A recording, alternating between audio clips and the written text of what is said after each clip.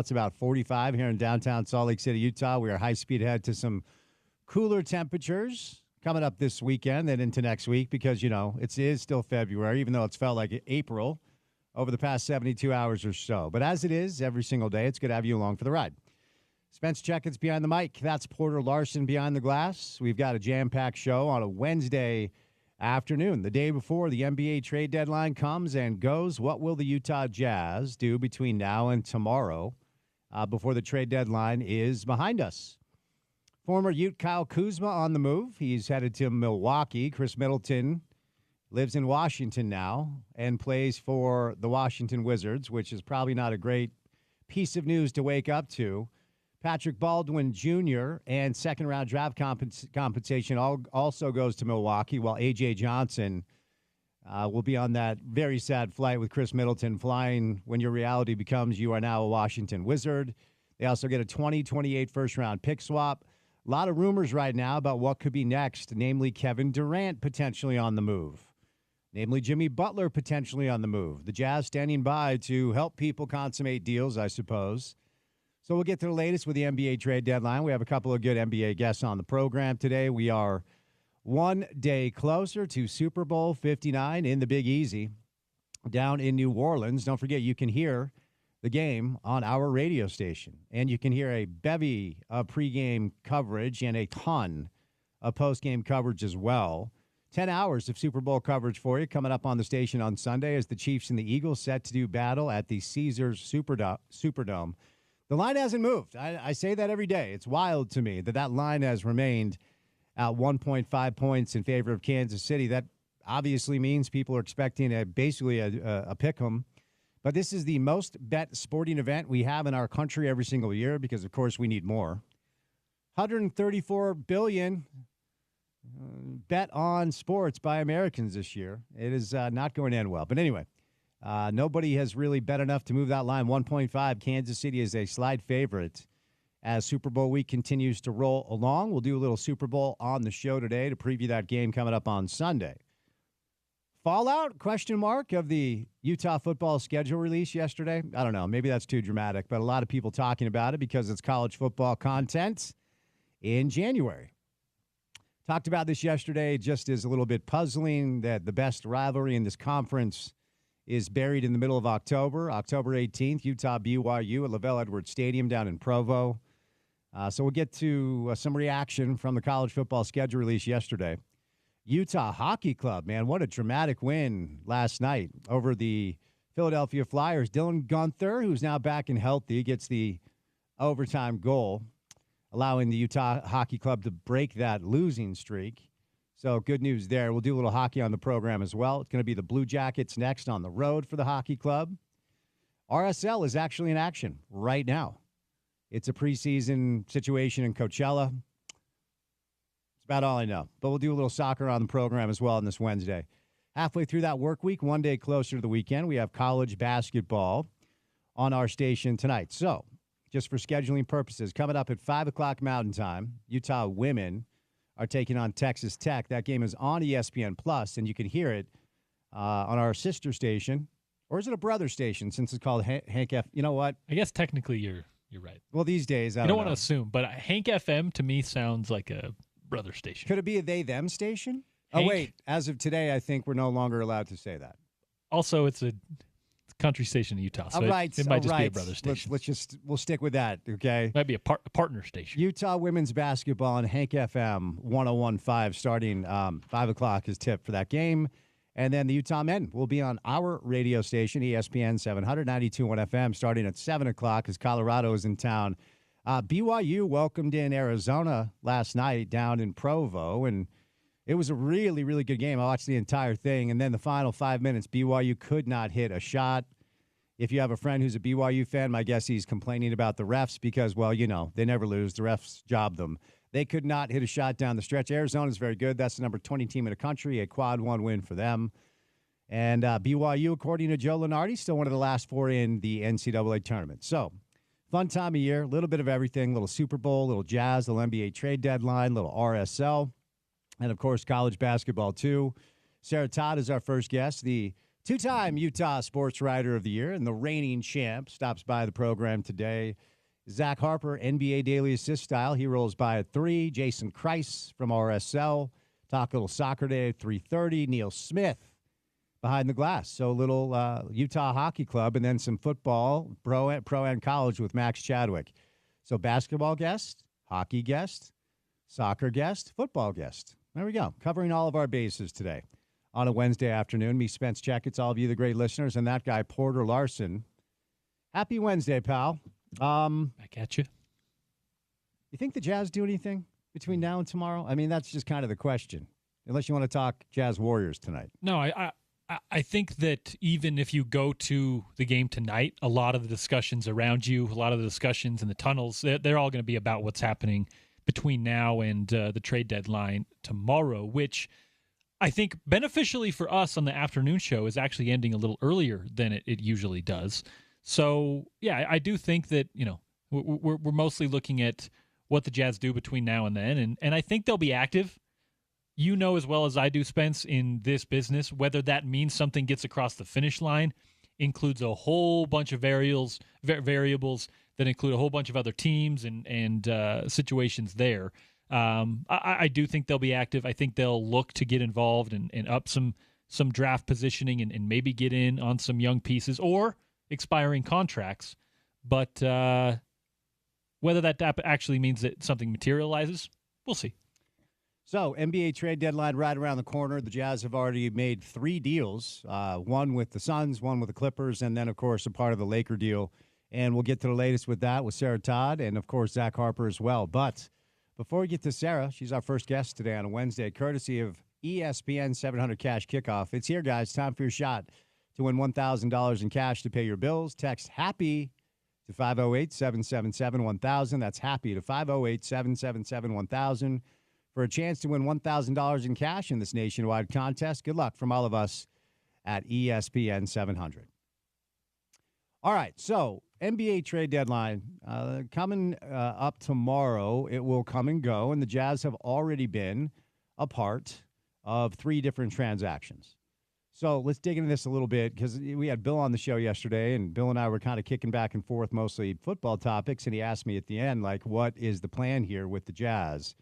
And what exactly are they trying to accomplish? And I said to him, they clearly do have, I don't want to say a concept of a plan. That's becoming a cliche now as a result of, but there's no denying that the plan that they do have in place is basically wrapped in the hopes of some sort of massive luck coming their way. And there's no other way to spin that. And look, the Jazz are not the first team in pro basketball to do this, have done this.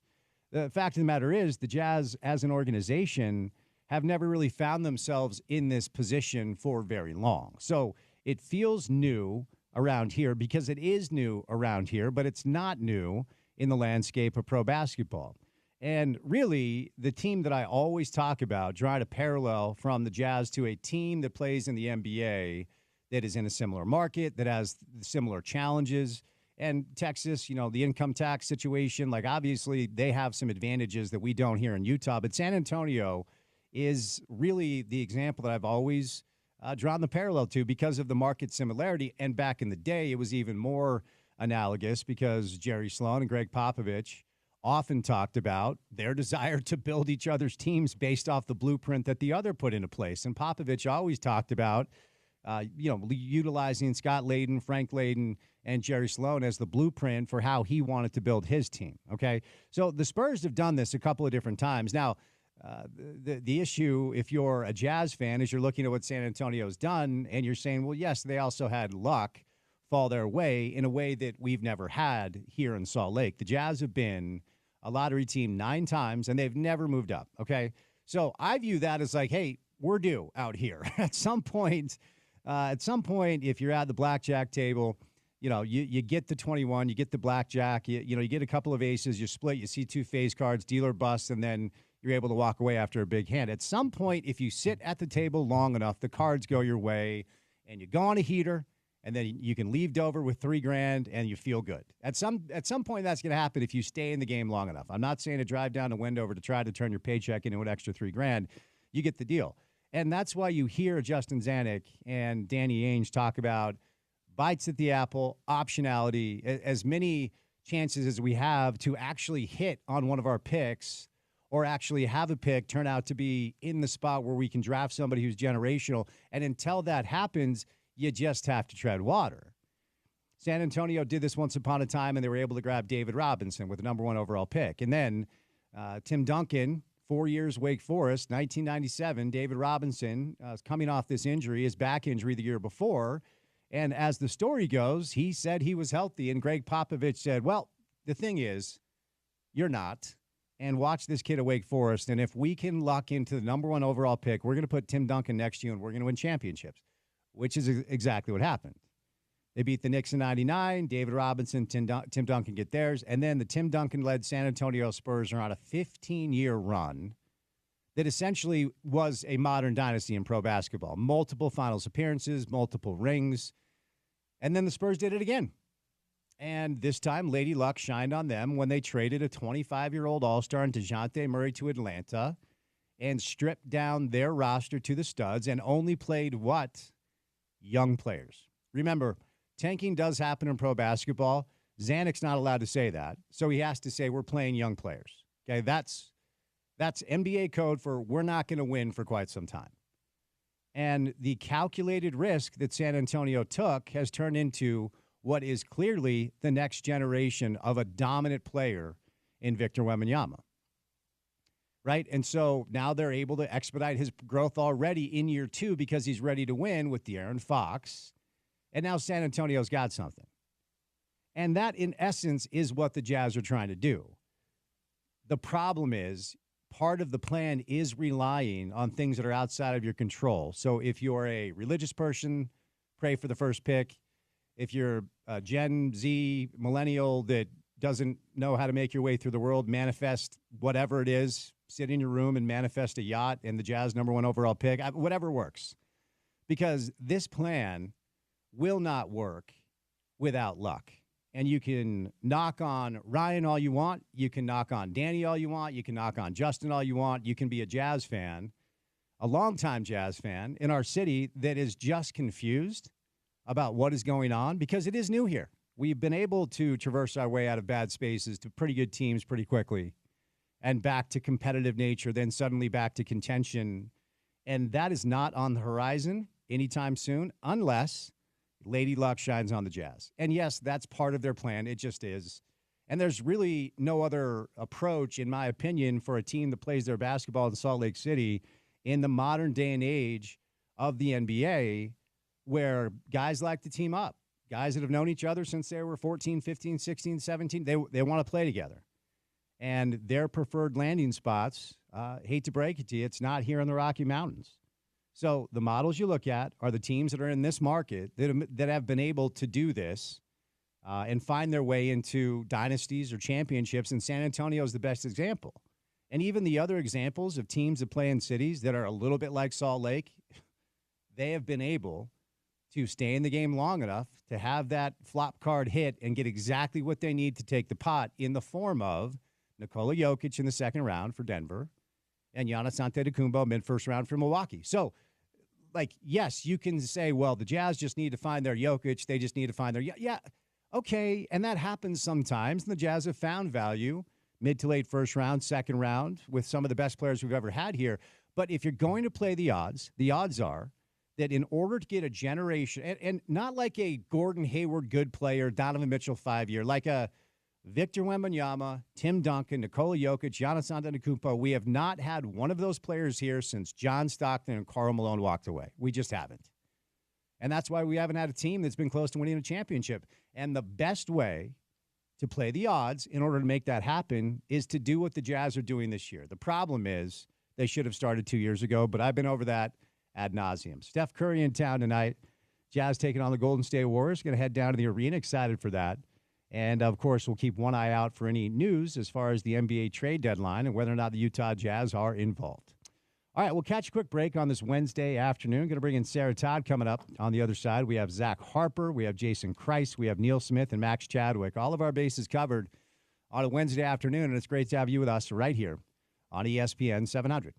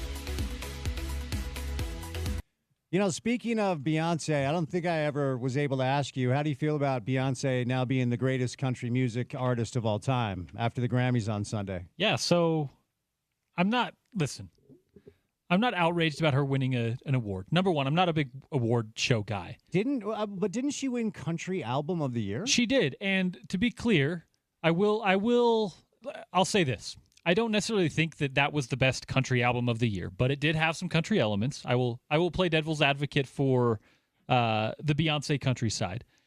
What she did with that album was more country than most of the country radio that you hear today, which is just awful. And I say that someone who listens to music that's way old and way out of date, and I'm way out of touch, and I get that. But did it have bangers? There were a few really good songs. Did it slap? I think so. Okay. Well, we only have people on this show that win awards, just so you know. Whether it's Beyonce for her Grammy, The Drive, or our next guest, the reigning Utah Sports Writer of the Year for the second time. We bow to our queen, Sarah Todd, Deseret News. Hello, Sarah. How are you? I'm great. How are you? I'm good. All right. Let's just start right out of the gates. As somebody who has worked in other markets and has covered the league for a long time, where were you when you got the alert that Luka Doncic was on his way to Los Angeles? What was your reaction? And now that a few days have passed, where are you at with this now? I was sitting on my couch, really just about to stand up and get ready to go to bed, and then it happened, and I just stared at my phone, and I thought I was reading it incorrectly, so I kept reading it over and over again because I was like, oh, I'm not understanding what I'm reading, and here we are, many days removed, as you said, and I still feel like I probably missed something because it's absolute insanity and it doesn't make sense, and I just think that the Mavericks are so stupid that they don't deserve anything good now. Wow. Okay. All right. And hey, look, I wish I could argue with you because here's the thing, Sarah. Like nothing that I have heard about why they did this, like makes sense to me or passes the test. Like if he was out of shape, he better have been just smashing Doritos and peanut butter and jelly sandwiches and drinking beers during like quarter breaks. Now, nothing has made sense to me as to why they would do this. Now, the Occam razor theory teaches us the most simple explanation for things usually is the case. So is your understanding that it was just as simple as the Mavs being concerned about his habits off the floor? I mean, I got to be honest. Like I'm at this point, I feel like a conspiracy theory is the most likely thing because like nothing real makes sense, right? Like the excuses that we've heard or the reasons that we've heard, they don't make sense. So if we're told that they're worried about his conditioning and like the fact that he's injured and that has to do with his conditioning, well, then you can't tell me that Anthony Davis is the solution to that problem because Anthony Davis can hardly move without getting injured. And if you are telling me that like longevity or that if that has anything to do with it, I mean, your proof is that as he's like, you know, a little bit heavier and not the most athletic dude, he still took you to the finals 8 months ago.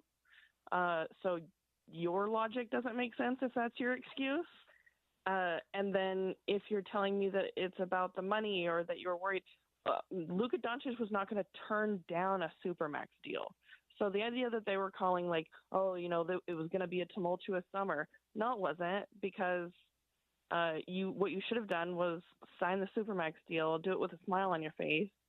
And at that point, I wouldn't have cared if Luka Doncic was having an affair with Nico Harrison's wife. Like, you give him Supermax money because he's a top 3 player in the NBA. Like, I don't understand how that deal for the return that they got, Anthony Davis and 1 pick. You didn't even get all the picks that the Lakers have. I don't understand how you don't get more and how ownership signs off on that. It's just insane. You may have hit the one thing. Maybe he was hanging out with Nico's wife, because the thing is, it feels personal, Sarah. Like, it feels personal. It feels like Nico soured on him. he has autonomy in Dallas, and he just did this because he doesn't like Luka. Because the other spin is like, well, he knows Anthony Davis. Oh, okay. Well, he knows Anthony Davis. Then he understands the risks. It does feel personal between two people. And honestly, if I own the Mavs, I'm considering putting somebody else in charge of basketball operations. The other thing you referenced took you to the finals 8 years ago.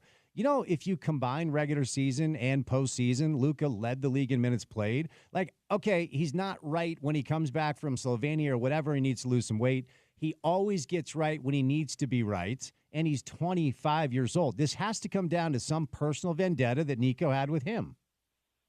Yeah. And I mean, honestly, the last couple of days, I'm just more embarrassed by Mavericks ownership than anything else. Because if I own the Mavs and Nico Harrison brought this to me, I would have fired him for suggesting it. Like, you can't come to me and tell me that you think it's a good idea to trade a 25-year-old. He's younger than Lauri Markkanen.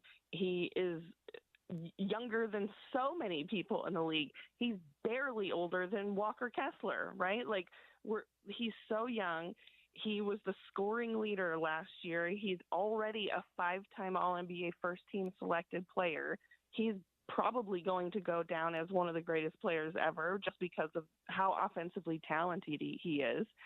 You have to exhaust absolutely everything on trying to get things figured out with him before you bring me the idea of getting rid of him for nearly nothing. Now their core is all on the wrong side of 30, and in 4 years, they're probably going to be out of the league. I'm talking about Kyrie, Anthony Davis, Klay Thompson.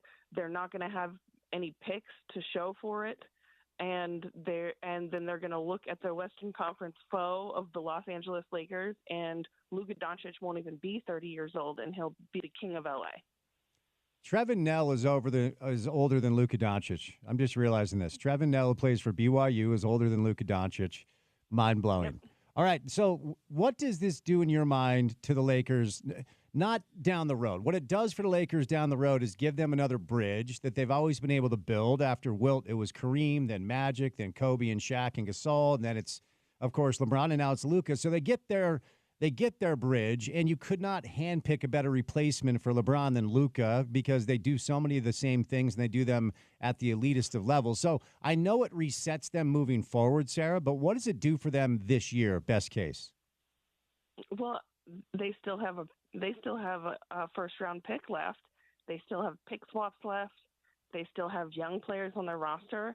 And so they might not be done doing stuff, right? Like we have until tomorrow at 1 for teams to, make moves, and the Mavericks left them with the ability to do that. And so having Luka Doncic, I think that immediately raises the ceiling for them this season, and they might not be done. And,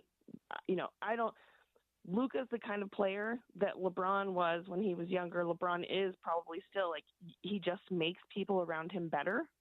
And so I would not be shocked if things just clicked into place and felt a little bit different, because when you've got somebody that demands that much defensive gravity and is also that good of a playmaker, things will look easier for the Lakers.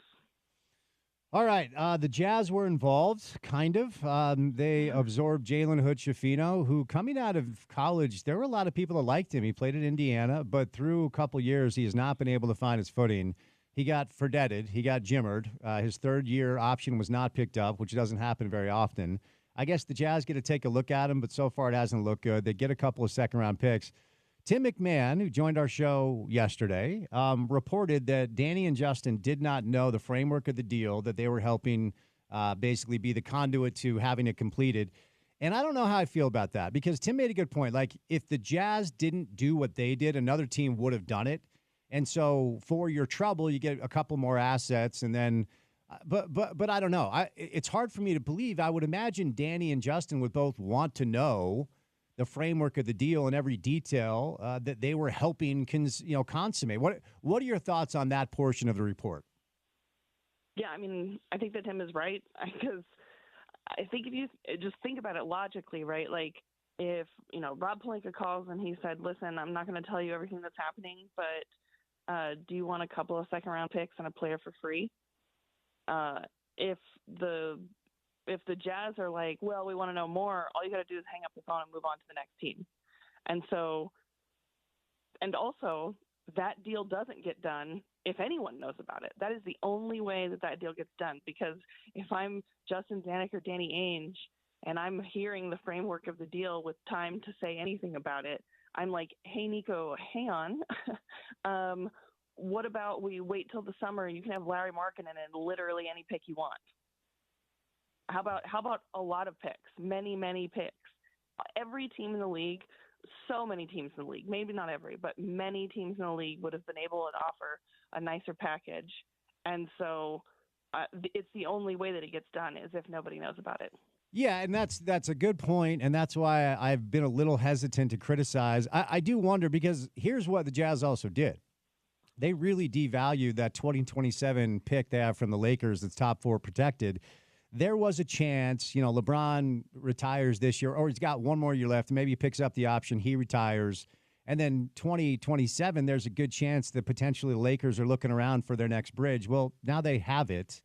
And I guess the Jazz, unbeknownst to them at the time, in a roundabout way, have really devalued an asset they do have in their pocket. So I guess there's that. Yeah, and I mean, you say that there's a chance. The chance is low. We are talking about the Lakers. Like, there is exceptionalism. You probably don't expect it to fall in their lap as incredibly as it did with Luka. That being said, again, that pick gets devalued no matter who's on the other side of that phone conversation, right? Like, if the Jazz don't step in and say, yeah, we'll take a couple free second rounders and Jalen Hood-Schifino, the next team says yes. Like, it just didn't matter.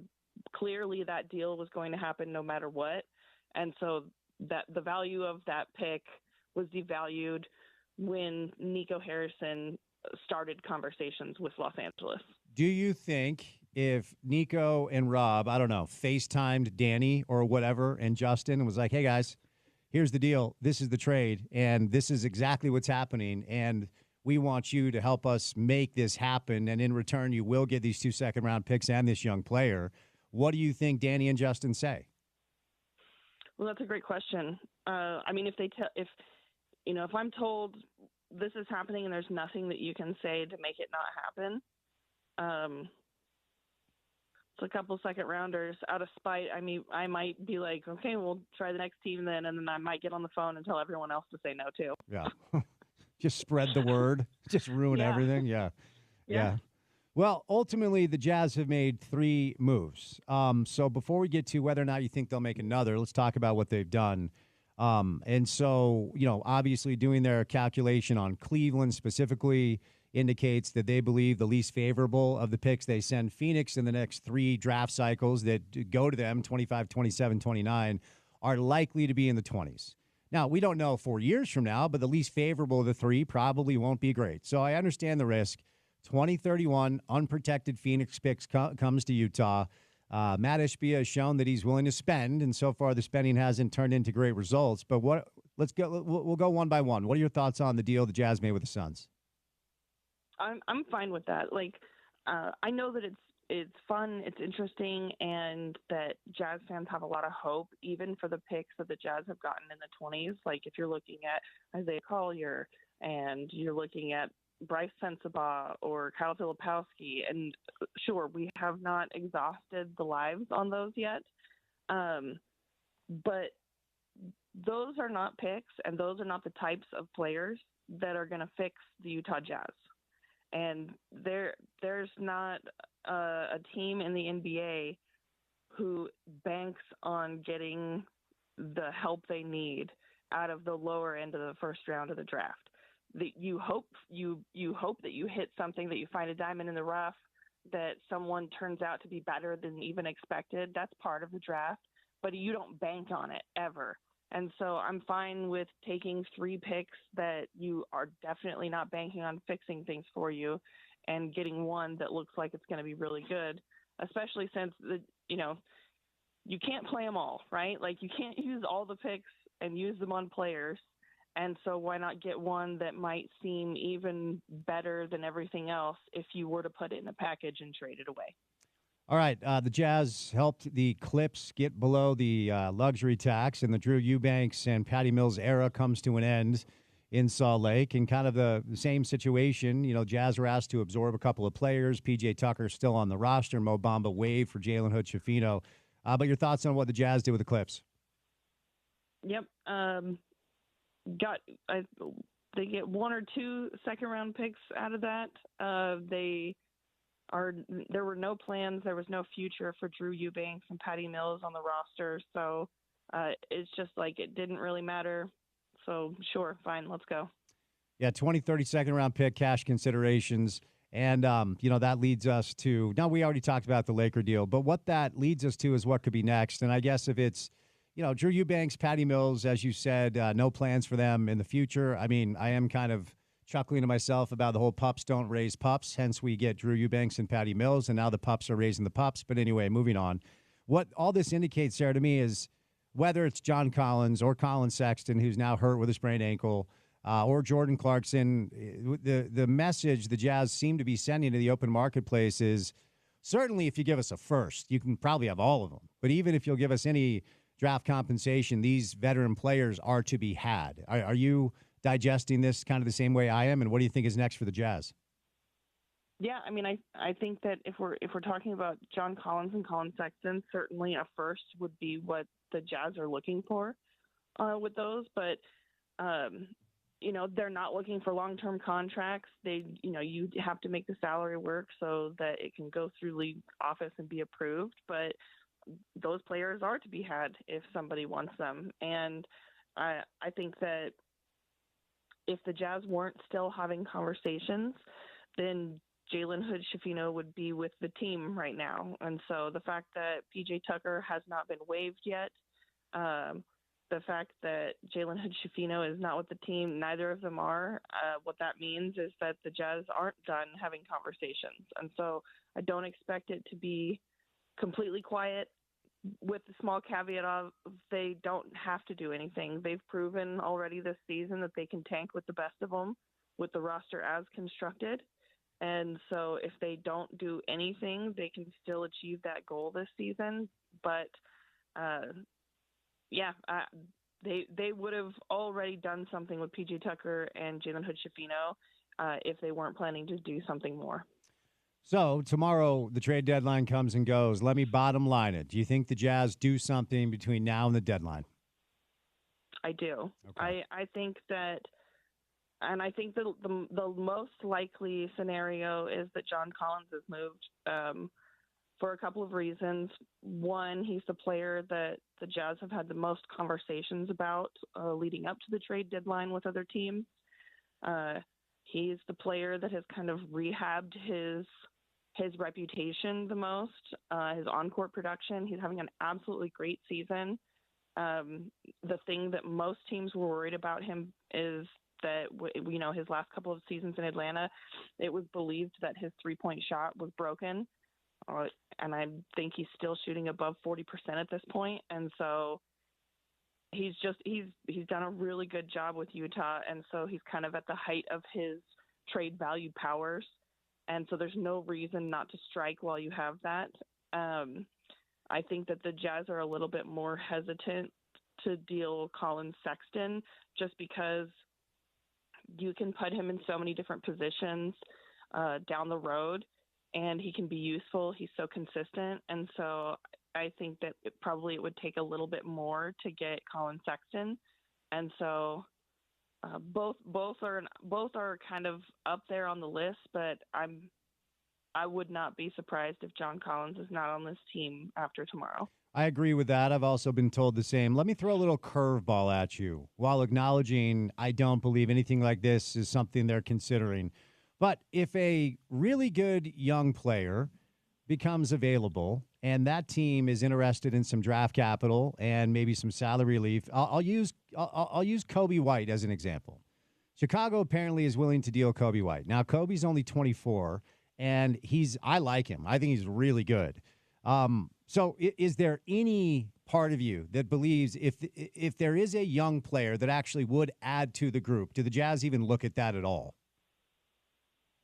Yeah, I think it's possible. Again, I mean, I think you know, the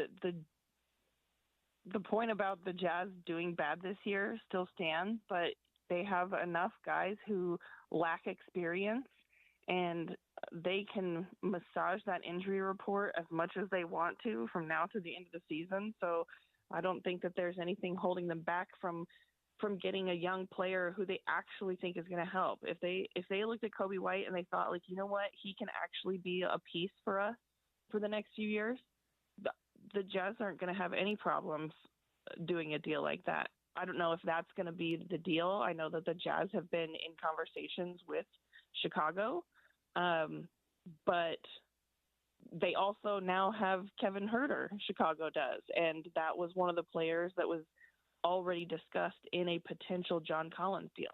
And so it could be something that is for more than one player. I would not put that off the table at all. All right, let's get a couple of thoughts because, you know, the team actually plays games now, and there are players that are playing for the team right now.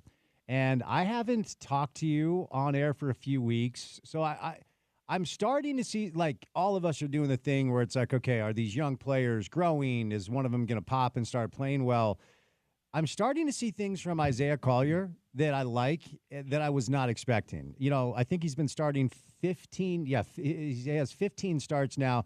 And look, he's young. The turnovers are high. The decisions aren't great. He just has a lead guard feel that Keontae doesn't, and probably a lead guard feel that now that Patty Mills is off the roster, not like he was in the rotation a lot, but no one else on the roster has. And obviously, Will is trying to see if Keontae can embrace this off the bench role, because I believe, you know, Keontae playing for a good team trying to win, I believe, is a combo scoring guard off the bench. And so maybe Will's trying to, kind of feel some of that out. But what do you make of this decision, Sarah? Keontae coming off the bench and Isaiah starting, and what have you seen so far? Yeah, I think that it was clear that Keontae was not going to be like a starting point guard to go into the future. I think that, you know, he has turnover problems that are worse than Isaiah's, and he defensively just, like, flat out, he has to get better if he wants to stick in the league, not if he wants to be a point guard or a shooting guard. Like, if he wants to be a basketball player, he just has to get better. And so I am completely on board with the decision to move him to the bench. I agree with you that I think if he's going to be in the NBA, that's kind of the role that he's probably going to be looking at. I think that Isaiah does a lot of things that are really interesting. I think that he slowly but surely is getting smarter with the basketball when he does drive. I think that I love that he's really fast. He is always looking to pass, which is great. But I'm kind of at the point where, like, I don't need to make excuses for these young players anymore, you know? And so, like, you can't be a lead guard if you're going to shoot under 20% unless you're, like, as good as Rajon Rondo, right? Like, and even then, like, he figured out the shot enough to make it work when he was in his prime and at his peak. And so if Isaiah Collier can't shoot the ball, there's just not enough. I mean, especially currently, but even in the future, there probably won't be players as talented enough to make up for the fact that the other team can just completely ignore a player from outside. And so that's the bottom line for me, is, like, if you can't shoot, you can't play that position. Yep. No, I'm with you. All right, Sarah, it's been too long. Oh, congratulations are in order, are they not, from what I understand? Yeah, they are in order. I am just the most engaged person you know. That is insane. Well, I'm a big fan of you both, so I'm very happy for you. And obviously, reigning Utah Sports Writer of the Year. It's pretty good to be Sarah Todd these days, is it not? 2025 is looking really nice for Sarah Todd. I love it. And we got a third person. My goodness, things are going well, Sarah. I'll see you tonight. I'll be at the game, okay? All right, thanks. All right, Sarah Todd from the Deseret News. Follow her on social, so she'll have all the Jazz news prior to the trade deadline. At NBA Sarah is where you find her. I always appreciate her time. Sarah, brought to you today, appropriately so, now that she's engaged, by our friends over at Harmon's. And I want you to say it with flowers this Valentine's Day with Harmon's Flower Shop. Every arrangement is crafted by a Harmon's floral designer, adding a thoughtful, personal touch to your Valentine's gift. Partner with the best growers to bring you fresh, long-lasting flowers that truly impress. Whether you need a last-minute Valentine's surprise or want to plan ahead, Harmon's makes it simple with flower shops in every store and delivery available from our full-service flower shop located in West Valley. From classic roses to trendy blooms, Harmon's offers a wide variety of flowers to help you find the perfect arrangement for your someone special. They're offering their special surf and turf deal this year with double R ranch beef, prime choice Wagyu, all available. If you need cooking tips, just ask a Harmon's associate. They have the Miss Kavanaugh's chocolate hearts going on right now, which are made locally in North Salt Lake. You can choose from mint, caramel, or peanut butter. If you want a custom heart, just ask a Harmon's Bakery Associates. Locations and information can be found at harmonsgrocery.com. All right, 1 hour down, 3 hours to go. We've got Zach Harper joining us coming up next, Jason Christ in the 3 o'clock hour, Neil Smith later for some hockey, and Max Chadwick for some college and pro football. Busy Wednesday show, halfway through that work week, one day closer to the weekend right here on ESPN 700.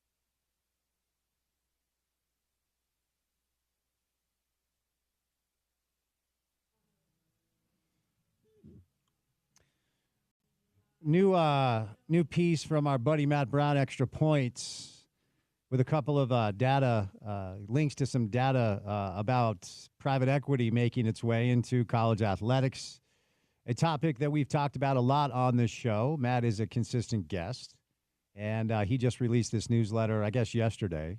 Sportico, this is Daniel Libet and Scott Soshnick, have a piece about the Big Ten currently courting private equity investment, and has a firm that they're using to maybe kick the tires on some potential bids.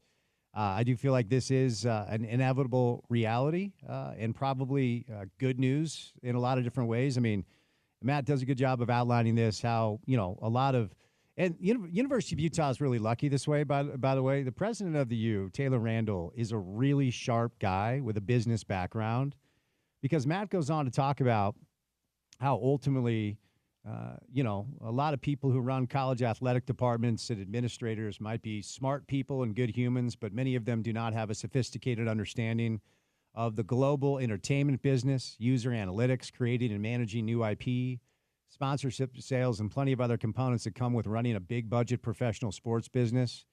And that's what college football and college sports are now. It's the pros. That's what it comes down to. So worth your time if you're a subscriber to Extra Points. Matt does a really, really good job, and links the story last December about Florida State and them talking to Sixth Street, a private equity group, about potentially investing into their athletic department. And those talks began back in 2022. I mean, this is not a new situation, but because of the changes in college football, it's become a lot more commonplace with the conversations. The question is, what's the first deal that goes down?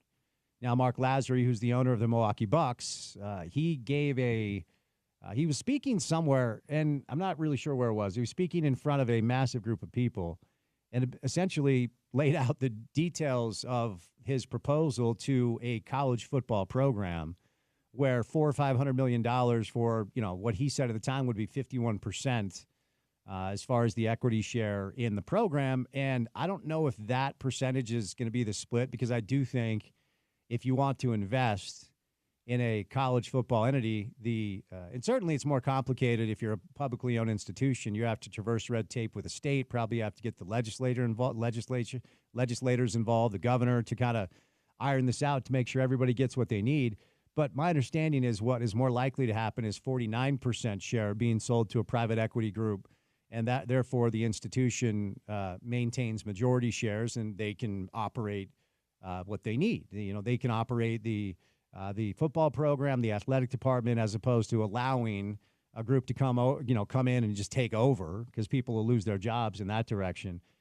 And most people have surmised that Mark Lazary was talking about Ohio State.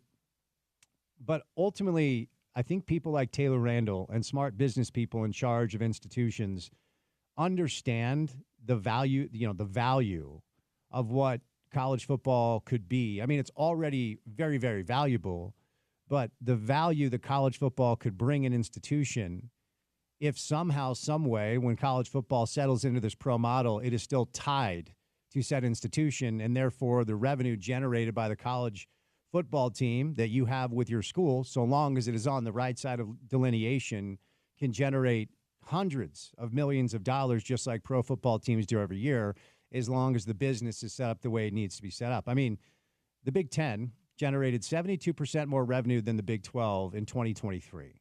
72% more revenue. And with revenue sharing, there's going to be big holes when it comes to the revenue that athletic departments rely upon from the football program. According to Matt Brown, the hole could be as much as $20 million per year, depending on the conference you're in starting next year. So the question is, what is the first deal that goes down?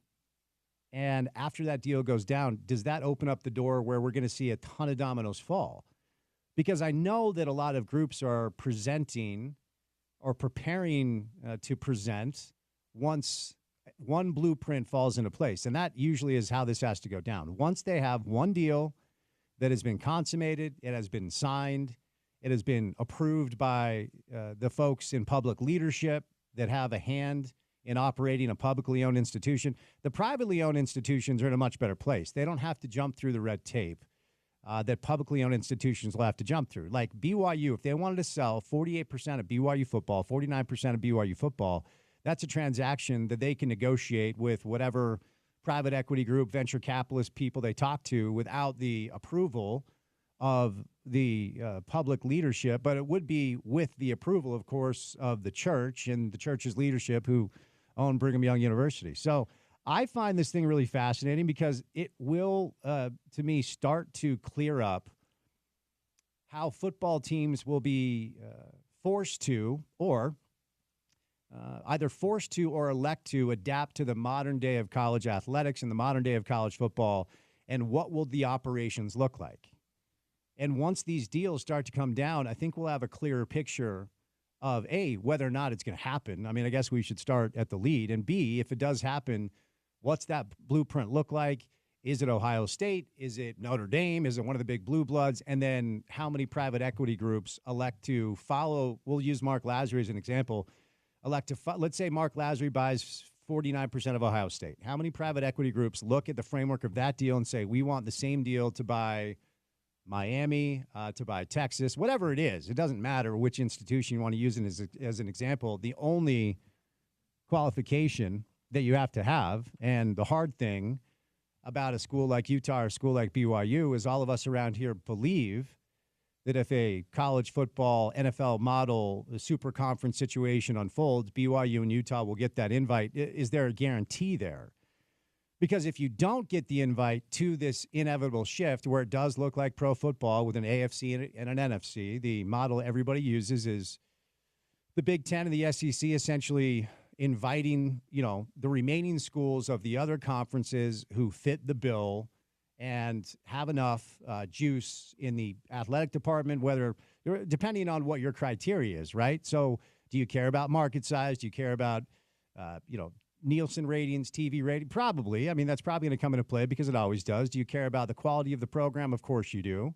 Does the pedigree of winning matter in the paradigm? You can say yes, but Rutgers is a P4 team. I mean, there's so many questions still have to be answered. And if you are a private equity group, are you confident that if you consummate a deal right now with the University of Utah or BYU and you buy 49% of their football program, will that pay off down the road? If they're on the right side, it will. If they're on the wrong side, you've lost money. Because the cruel reality of the future of college football is that I think it's if, not when. I think it's when, not if. The question is, how long will it take before this actually goes down? Most models have it 4 to 6 years. And there are a lot of question marks that still have to be answered, even if it's only 4 to 6 years. I think the ACC TV deal with ESPN goes through like 2034. Right. And so the natural negotiation point would be when TV deals can be negotiated and leveraged, because that's where your money's going to come from. But, all of these TV deals, Big 12, Big 10, SEC, ACC, they're not in lockstep with each other.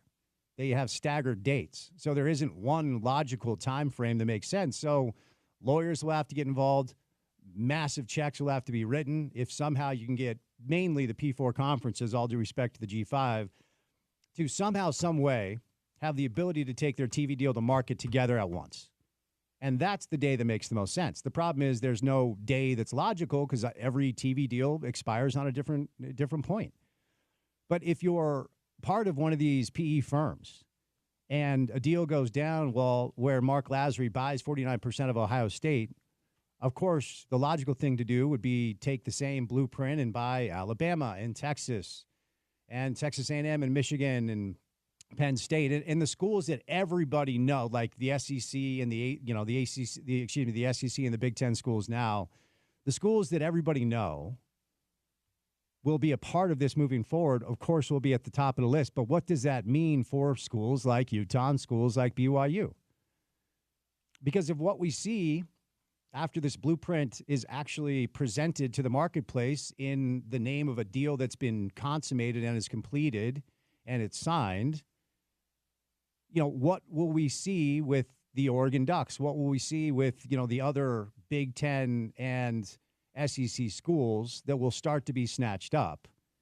And then these guys have to do their own calculation on who's left over that's right now not in the Big Ten of the SEC and who could actually get the invite. Because if you get the invite into that group, your $400, $500 million investment for 48, 49% of a team that is now in the new reality of college football, when those TV rights are taken to market, your initial investment will boom. And billions of dollars will be made by these sharks that simply smell blood in the water. And that's why they're involved.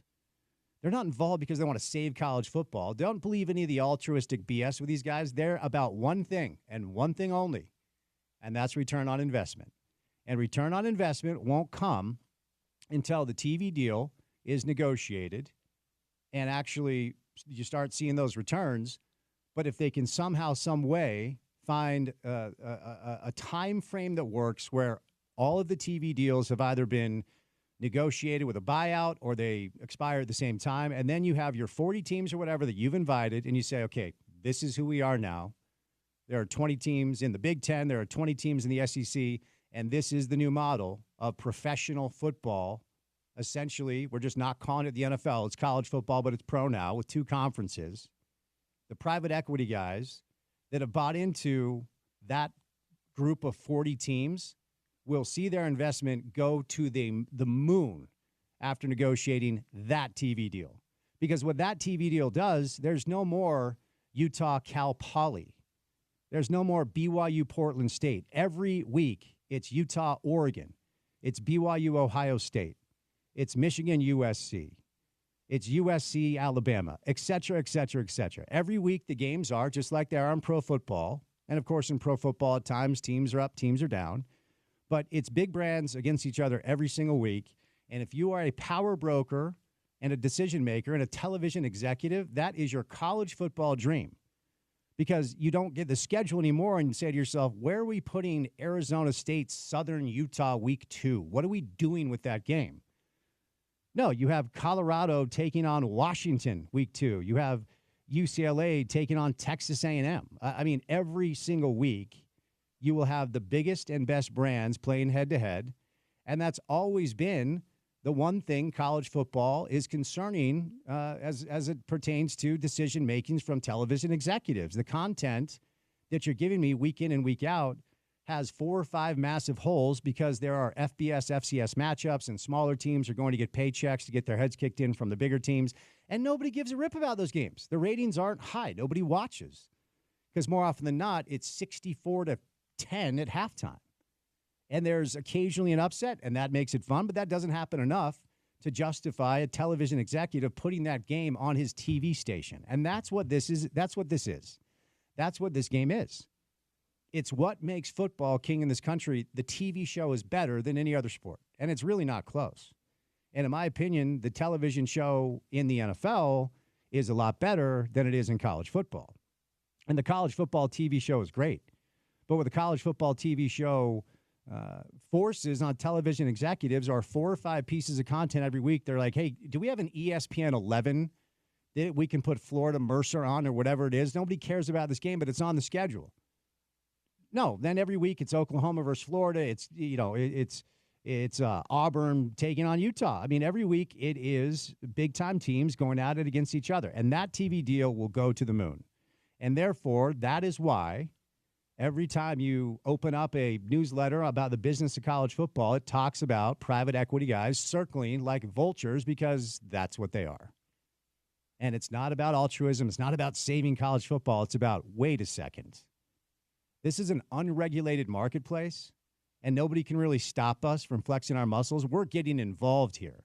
And it makes me wonder what administrators like Taylor Randall specifically, not Mark Harlan respectfully, but like presidents of universities, where they're at with actually making deals like this. Because a smart guy like Taylor Randall doesn't need a schlub on sports talk radio to tell him that if he does this and makes a deal with somebody, he probably is sacrificing some long-term value.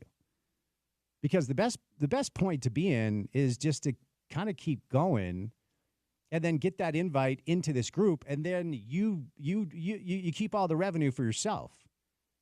So the question has to come down to how many programs right now need an instant influx of simply cash right away? Because the way these deals are kind of presented, at least my understanding of it is just reading about it and kind of talking to people who are involved, is let's say Mark Lazary goes to Ohio State and says, okay, you instantly have $500 million of cash in your account right now, okay? You have access to it immediately. And you can do with it whatever you want. You can use it on NIL. You can use it on your facilities. You can put it in an account and borrow against it. It is your money, and you have it right away. And oftentimes, like KSL last week reported the Utah Athletic Department budget deficit.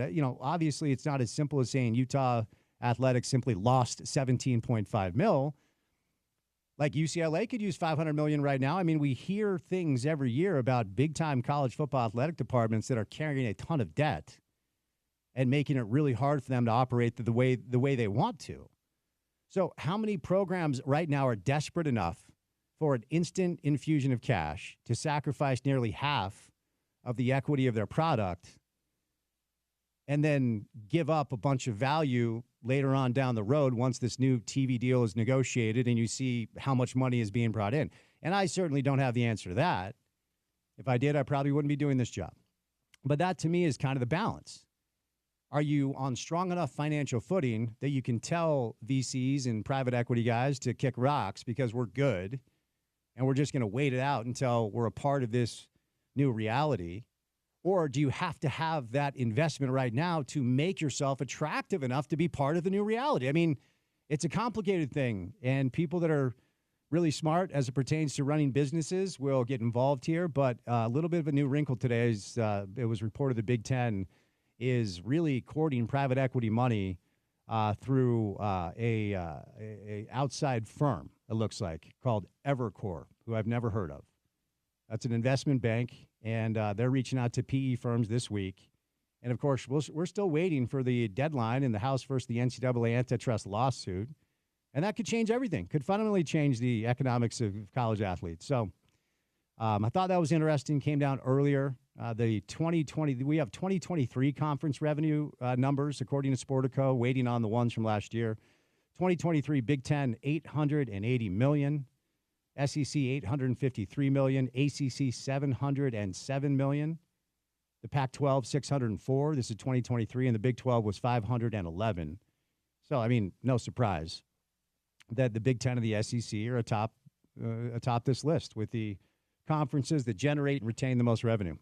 All right, we will do a little soccer today. I haven't done much on that, as Jason Christ will stop by. RSL preseason game going on, well, today. I think it's over now. Have not had Jason on since the news that they moved on from, well, most of their attacking pieces. So Jason will be good with that today. He always shoots us straight. Time now for your chance to enter to win the University of Utah men's basketball tickets. Text Utes right now to 33986. That's Utes right now to 33986 for your chance to win tickets for the Utah men's basketball team. Speaking of the Utah men's basketball team, they're taking on Colorado tonight here in Salt Lake City at the Huntsman Center. If you're looking for something to do on a rainy, chilly Wednesday evening, head on up to the Huntsman Center and watch the Utes take on Colorado. That game starts at 7 o'clock. You can hear it on our station. The Utah women are on the road taking on Texas Tech. That game starts at 5 o'clock and can be heard on our brother station, Hank FM 101.5. All right, Jason Christ joins us next. Neil Smith stops by. Dramatic win for the Utah Hockey Club last night. And then we'll end the 4 o'clock hour with some college and some pro football with Max Chadwick on a busy Wednesday show. Golden State Warriors are in town to take on the Jazz tonight. Keep it right here on ESPN 700.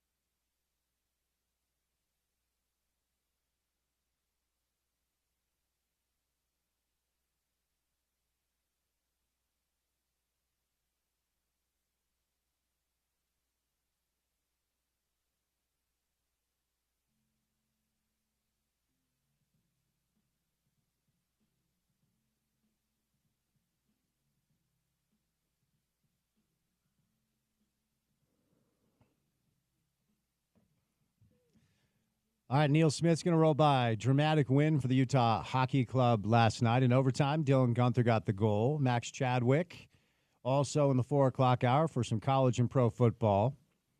NBA trade deadline right around the corner. We'll see if the Utah Jazz do anything. There was a trade that was made since you and I last spoke. We'll tell you what that is in just a moment.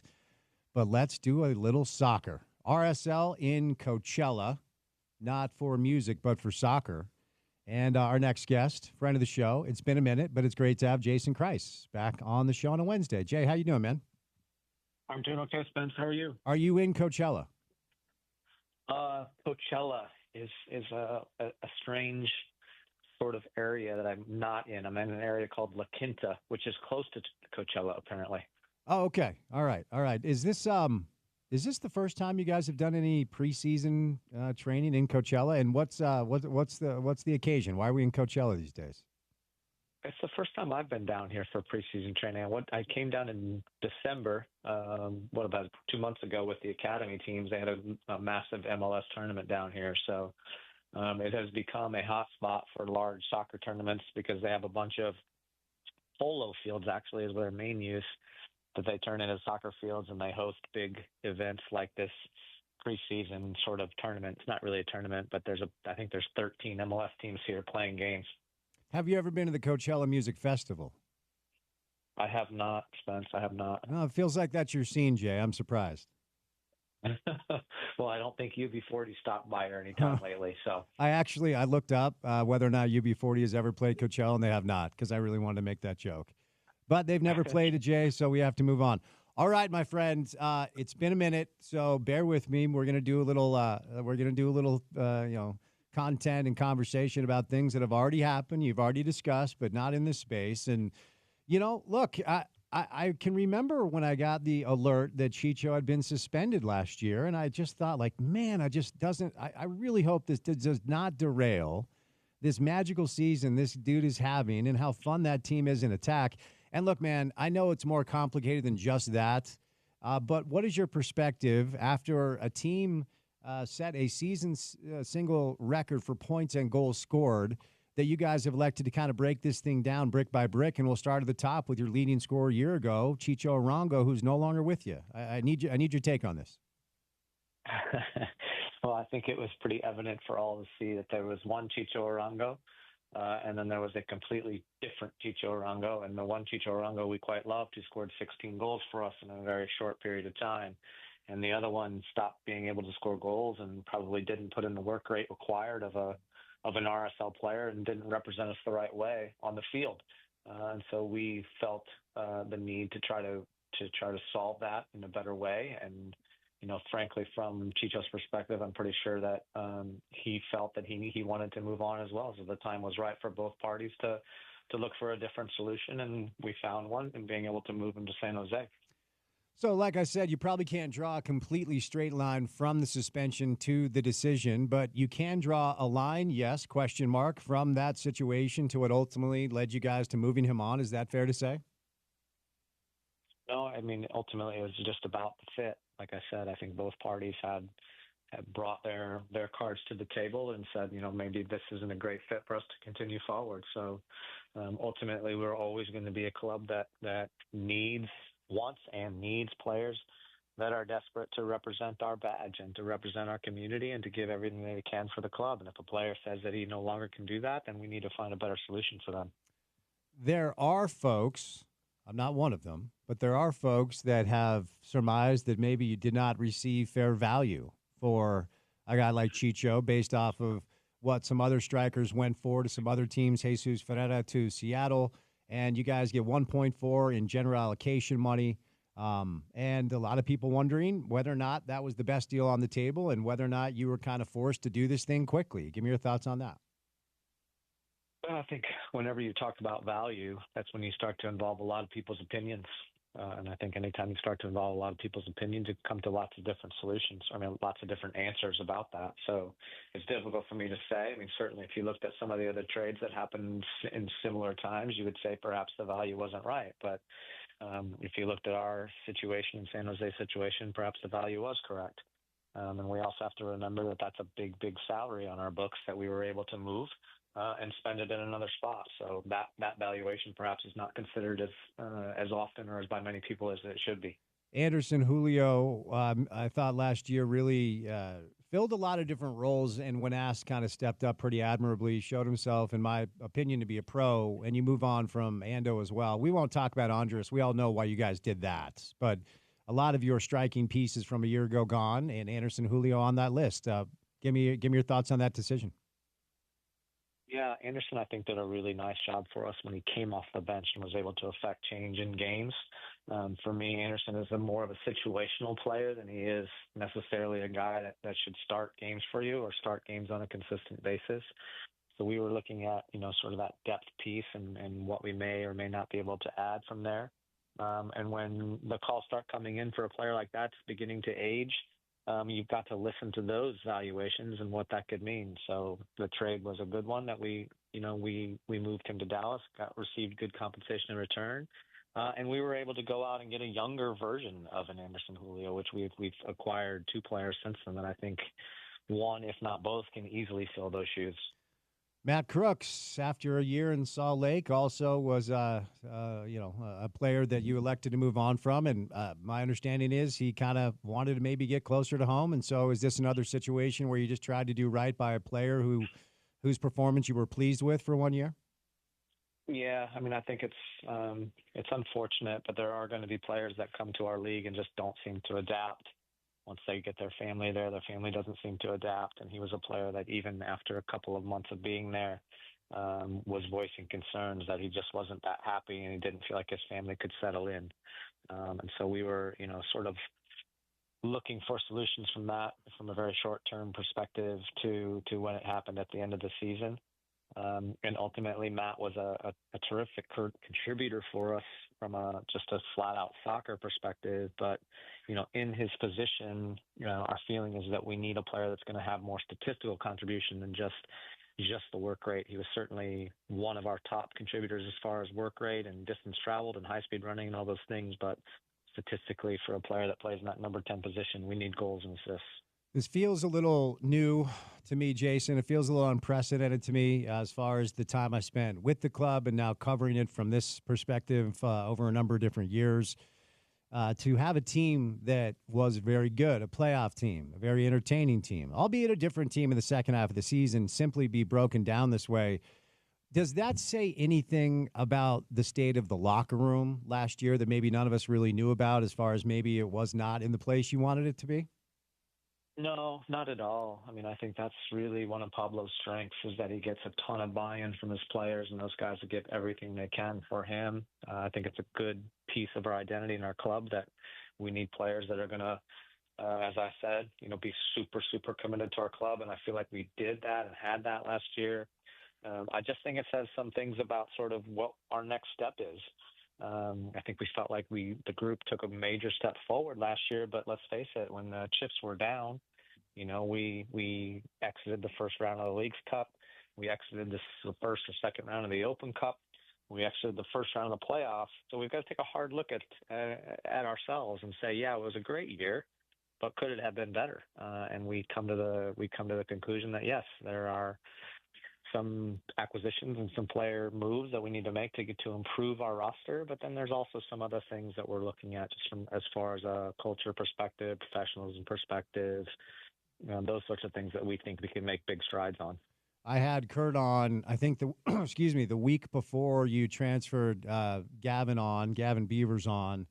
And then the week before it was announced Zach was having surgery. I'm not going to ask you to comment on this, Jason, but I'm just going to say this out loud. I don't know why Zach waited until now to have surgery. That makes no sense to me. But anyway, moving on. Zach is out for a while. Gav has been transferred, and you bring in Rafael Cabral, a 35-year-old Brazilian keeper. So I asked Kurt if there were changes potentially in goal, and he said maybe on the way, and boom, here we are. So give me your thoughts on all that, because obviously that's a very important position in soccer. There's my analysis. It is a very important position in soccer, not only from what you get, just the X's and O's, the black and white, but also just from a leadership perspective. Your team needs to feel comfortable with the guy that's behind them. That player needs to be a leader, a communicator, and somebody that does all the right things in the locker room. So we have. It's very interesting. I can't think I ever remember being a part of a club where you changed literally all the goalkeepers from one season to the next, and that's what we've done. So we brought in Rafa Cabral, we brought in Mason Stadjahar. Both of those guys have had terrific preseasons. The coaching staff and the goalkeeper coach in particular are extremely happy with those guys. We also drafted 2 players, and again, the goalkeeper coach and the staff are extremely happy with those players. So we have 4 new goalkeepers in the club this year, and all of them are doing very, very well. All right, you referenced some of the new players, so let's move over into that spot. And I'll just ask you a simple question. You guys lose, I think, 45 goals. Who's scoring the goals this year, Jay? The replacements for your attacking players, who are they? Yeah, I asked a very similar question in a year that we traded Jeff Cunningham away from the club. Jeff Cunningham reference on a Wednesday. Let's get weird. I love it. And the answer was then the same as the answer is now, is that what you are aiming for is goals scored by committee. And so, if you look at our season last year, we had Mr. Gomez and Chicho scoring let's call it 80, or if not 90% of our goals. While that is certainly good for those 2 players and creates a lot of buzz around the club because of 2 players doing extremely well, it gets a little bit. I think it's a little bit chaotic and not the best of situations when you're not getting enough goal contributions from others. So we will be looking for the players to share the load.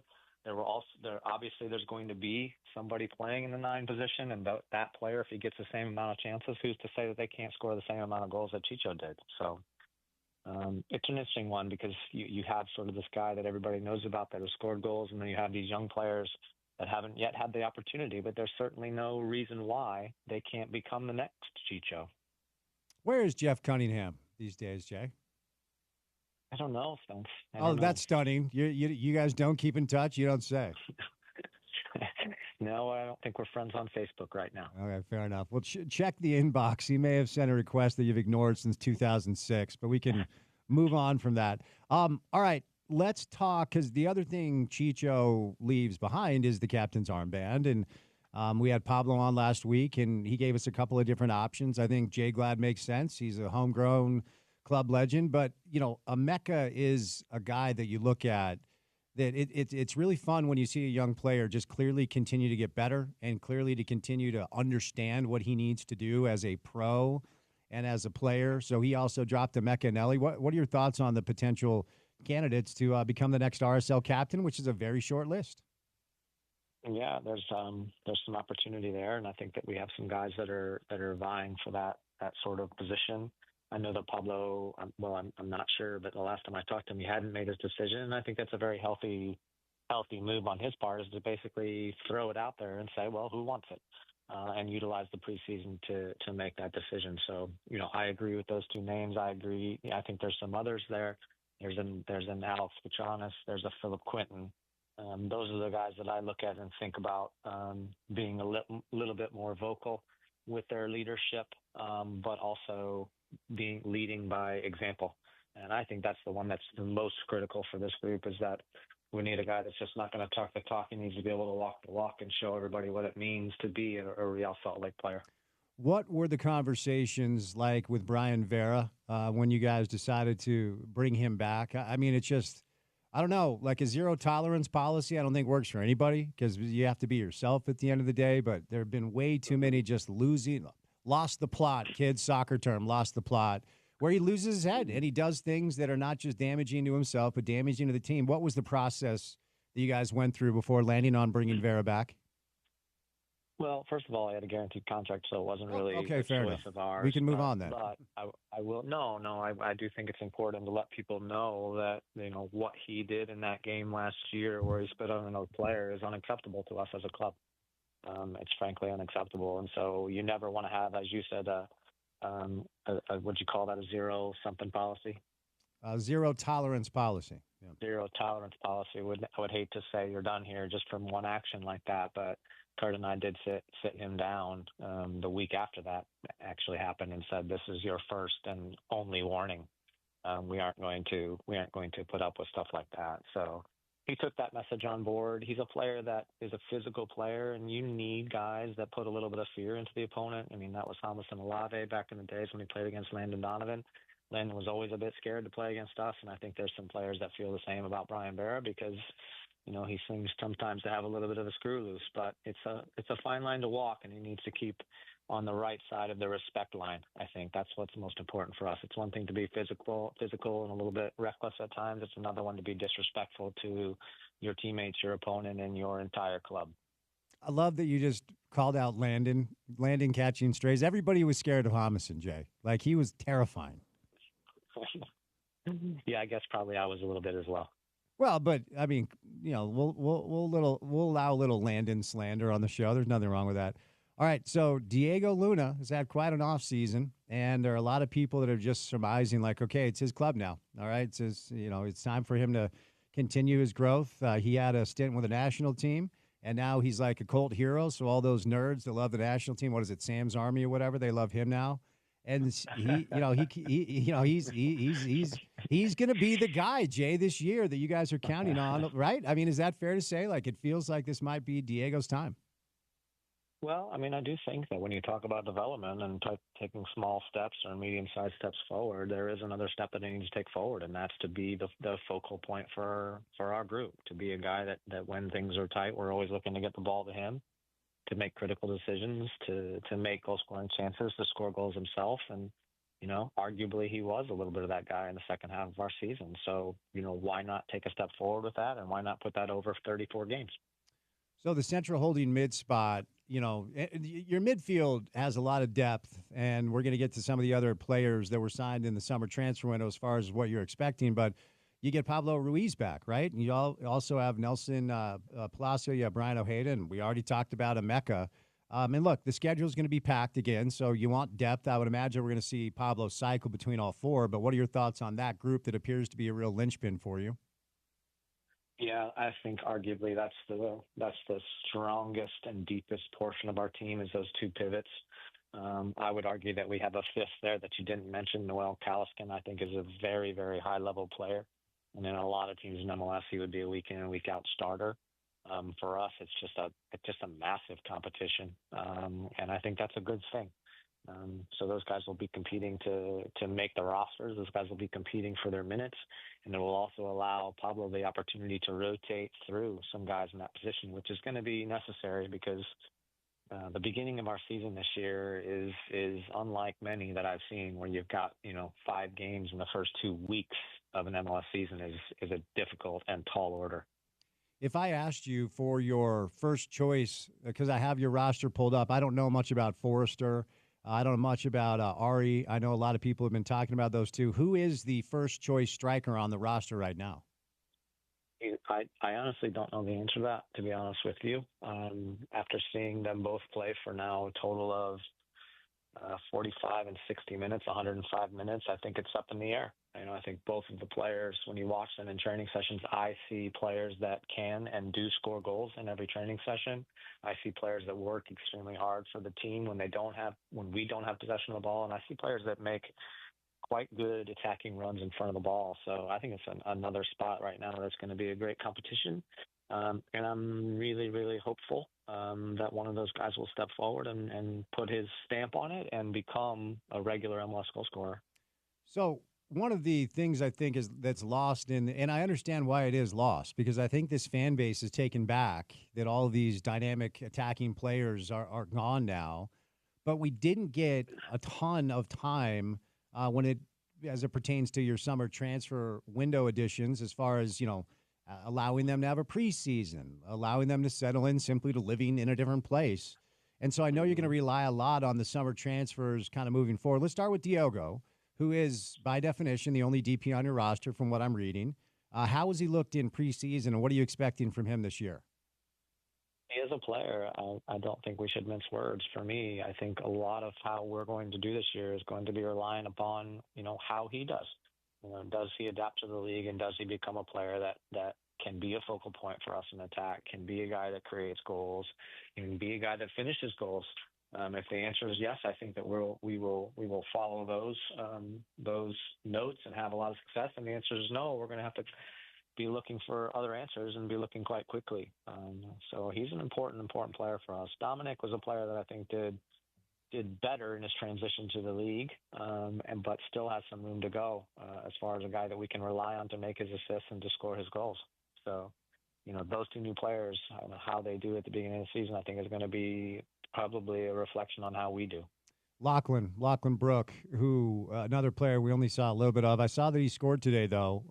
Ultimately another attacking player that you guys will be relying upon. What sort of role do you see him playing this year? I think he's similar to those guys in that he came in the summer. He looked really, really bright for the first 3 or 4 games that he was included in. He made a massive mistake away at Austin, I think it was, on a goal that was scored against us where he just completely lost his mark. And so he's a guy that I think needs to really gain confidence. It was great to see him playing today and score a goal. He's had some struggles in the preseason. A lot of our guys have had illness. He got probably a little bit more sick than most and missed quite a few days of training and some match play. So he's playing a little bit of catch up right now. He played a good game today. He scored a great goal. So we'll hope that his confidence continues to roll forward. All right, Jay, before I set you loose, we actually have a match here in just a couple of weeks. So CONCACAF Champions Cup. Tell our listeners who may not be familiar, because my guess is there are a few, what this CONCACAF Champions Cup means to the club, your mindset going in, and if you do well, what are the benefits?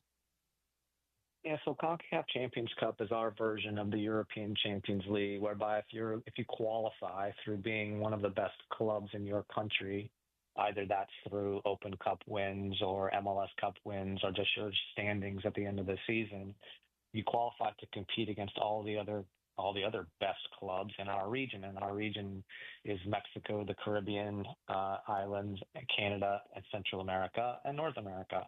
I already said Canada, didn't I? In the U.S. All good. So in essence, you join into a tournament to determine who's the best club team in your region. And so it's a big deal. It's a really, really big deal. It gives you the opportunity to then represent your region in a World Club Cup.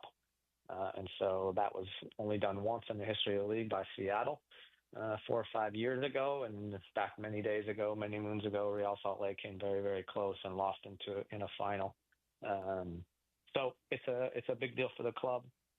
It comes very early. It's a very difficult circumstance for us, and that we'll be playing against an opponent who's probably 5 to 6 weeks ahead of us. They've had 5 or 6 games this season already, but we feel like we're in a good place.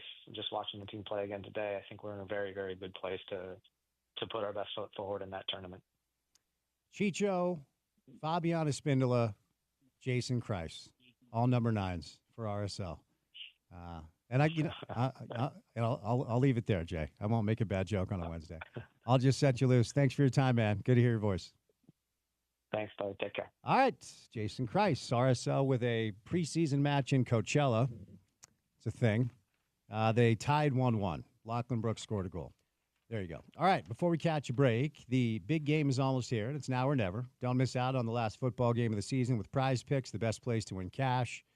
While watching the big game, Prize Picks is also giving away a free pick for the big game, where one of the starting quarterbacks will only need to throw for 1 yard for you to win.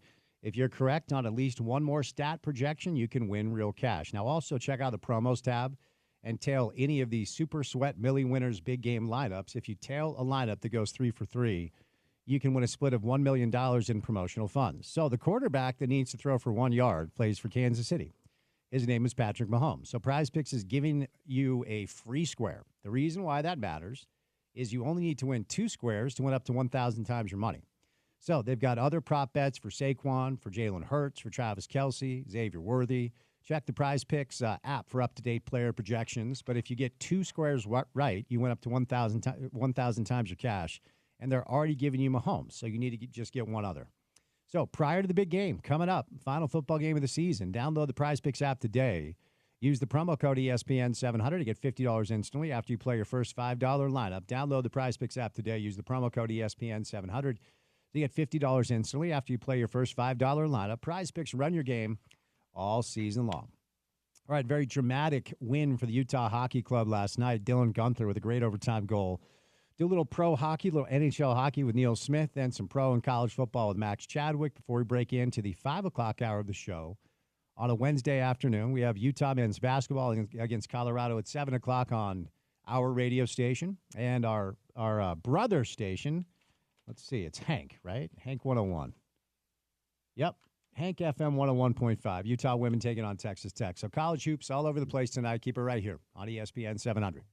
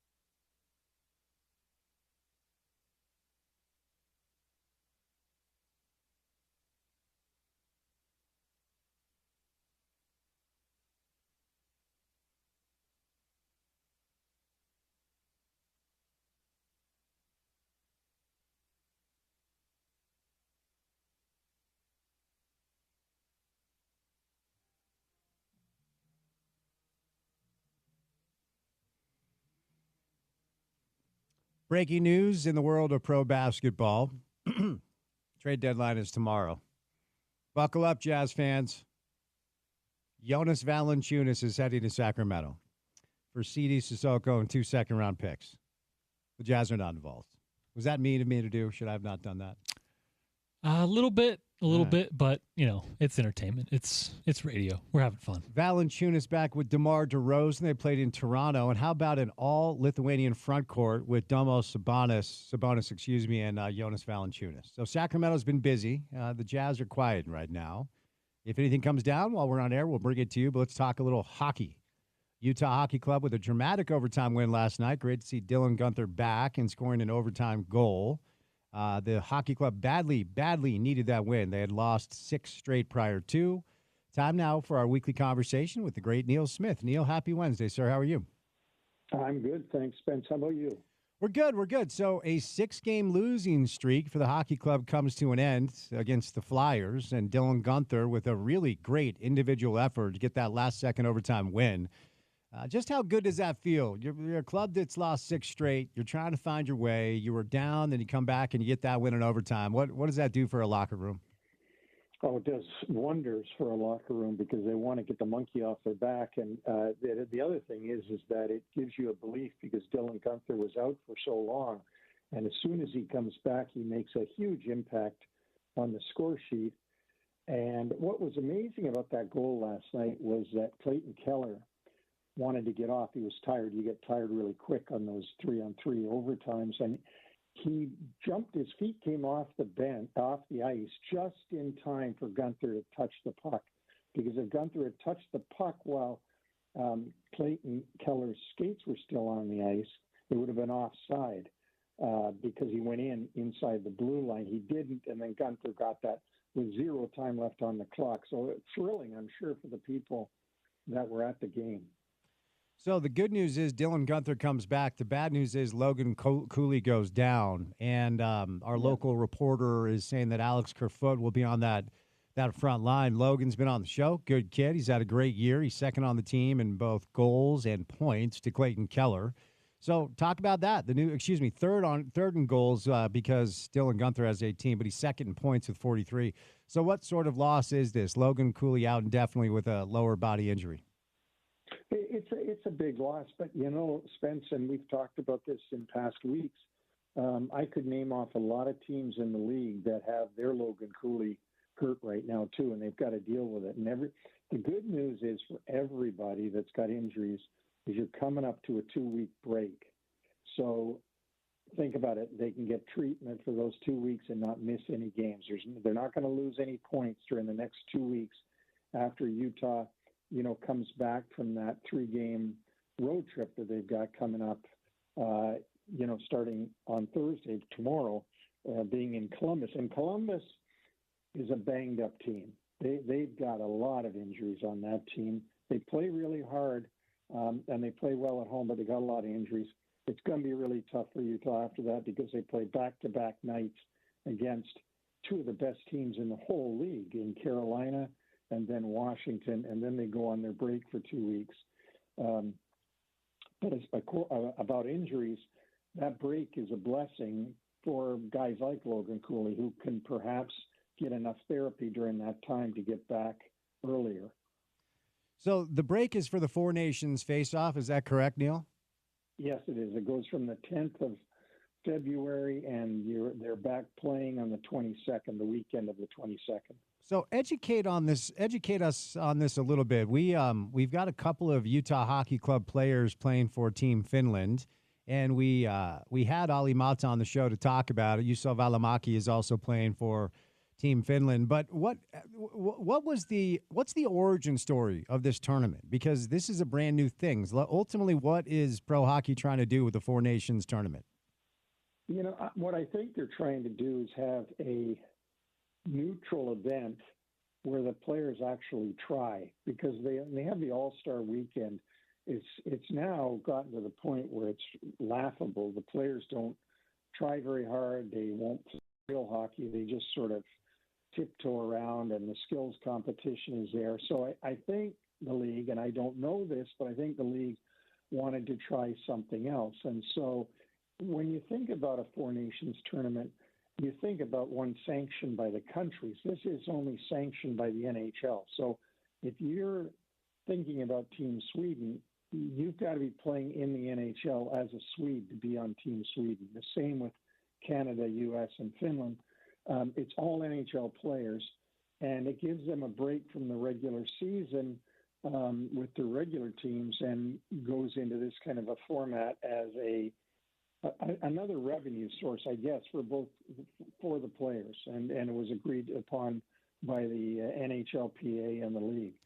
Does this tournament move the needle and resonate with hockey people like you? Are people genuinely excited about this, or is this being met with kind of an eye roll? To be honest with you, I'm not excited about it because I get excited maybe about the Olympics and about the NHL playoffs, of course. I don't know what to think of this. This is the first time they've ever done it. The Russians are excluded because of the geopolitical situation.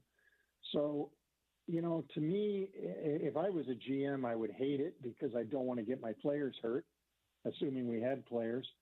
But the best team in the league right now is the Washington Capitals, Winnipeg Jets from the West, but the Washington Capitals from the East. Washington has no players. I think they might have one player playing because the Russians aren't allowed. So Ovechkin has he'll be resting for 2 weeks. To me, it's just a made-up tournament by the league and the PA, and really doesn't have a lot of meaning. Okay. Well, hopefully fans are somewhat tuned in because a piece I was reading this morning when I saw you were on the rundown indicates that television ratings for pro hockey, just like pro basketball, are down. And I don't know how much of that is simply linear versus streaming. I don't know how much of that is because people are watching football and football is about to come to an end. But we talk about this on the pro basketball side of things quite a bit. And I don't think I've ever dug in with anybody as far as why ratings for the NHL regular season might be down. Do you have any thoughts on that, Neil? Well, I have thoughts. I've read this stuff, and I know that they're way down. I don't quite understand how it's calculated, and is streaming part of that, or is this just the old Nielsen ratings and how many, when they call to see how many people's TVs are on hockey or on basketball, or what are they on? I just don't know how they calculate it. And so I don't know why it would be down because I don't know how it's calculated. And again, I certainly don't know, even though I stream myself games every night, I certainly don't know how they calculate who's watching and streaming basketball and hockey. Okay. Let me ask you about, so Sidney Crosby, since you and I last spoke, the Penguins rolled into town, and hockey fans were treated to an overtime game winner from Sidney Crosby. And I can just kind of recall, being a little bit younger and hearing about Sidney Crosby when he was making his way through minor hockey and juniors and such, and just hearing people talk about like he's the next big thing in the NHL. And, Ovechkin's about to break Gretzky's goal record. But, I kind of wanted to ask you the question now that we can kind of look back on the majority. He's 37 years old now, and he's been in the league forever. Has Sidney Crosby lived up to what people thought he was going to be when he was making the rise through minor hockey and junior hockey? Spence, I think he's gone above what anybody would expect him to be. I think in every way he has been the fulfillment of a league superstar, meaning someone who can carry the league, the way Wayne Gretzky did, the way Mario Lemieux did, the way Gordie Howe did way back, and the way Bobby Orr did way back. I think he has been a tremendous ambassador for the league. He's a stand-up guy, a class act. I believe he's been everything you could have ever hoped for in a generational player. I'm supposed to ask you, just out of obligation, Sidney Crosby, Alex Ovechkin. Okay, better? Who's better? Who's had a better career? Well, that's a hard one. And Alex Ovechkin is a little bit older than Sidney. They started at the same time because they were in two different drafts because of the birth dates. But Ovechkin obviously has been the greatest goal scorer ever in the history of the league and has won one Stanley Cup with Washington. Sidney has been more of an all-round player, meaning not just a goal scorer, but a playmaker. He plays in all situations, and he has won 3 Stanley Cups with the Penguins. So Ovechkin is very much been a generational player, but plays the game differently than Sidney plays. He's been every bit as much a great ambassador too. Alex Ovechkin has been. He's a guy that every year gives it everything he's got, and I think is a great example to young people that you just keep going. And he's even doing it this year again with all the goals he's scoring. So you can't really say who's better because they're 2 different types of players. But I can tell you that any of the 32 teams would love to have either one of them. Yeah. Oh, no. Yeah. No doubt about that. I think it was a treat for a lot of hockey fans for the first. I mean, I'm sure, Neil, there were plenty of hockey fans in the Delta Center last week that were shaking their head like, I cannot believe I'm watching Sidney Crosby play hockey in Salt Lake. And to be kind of rewarded, even though it was at the expense of the home team, to see him score a game winner.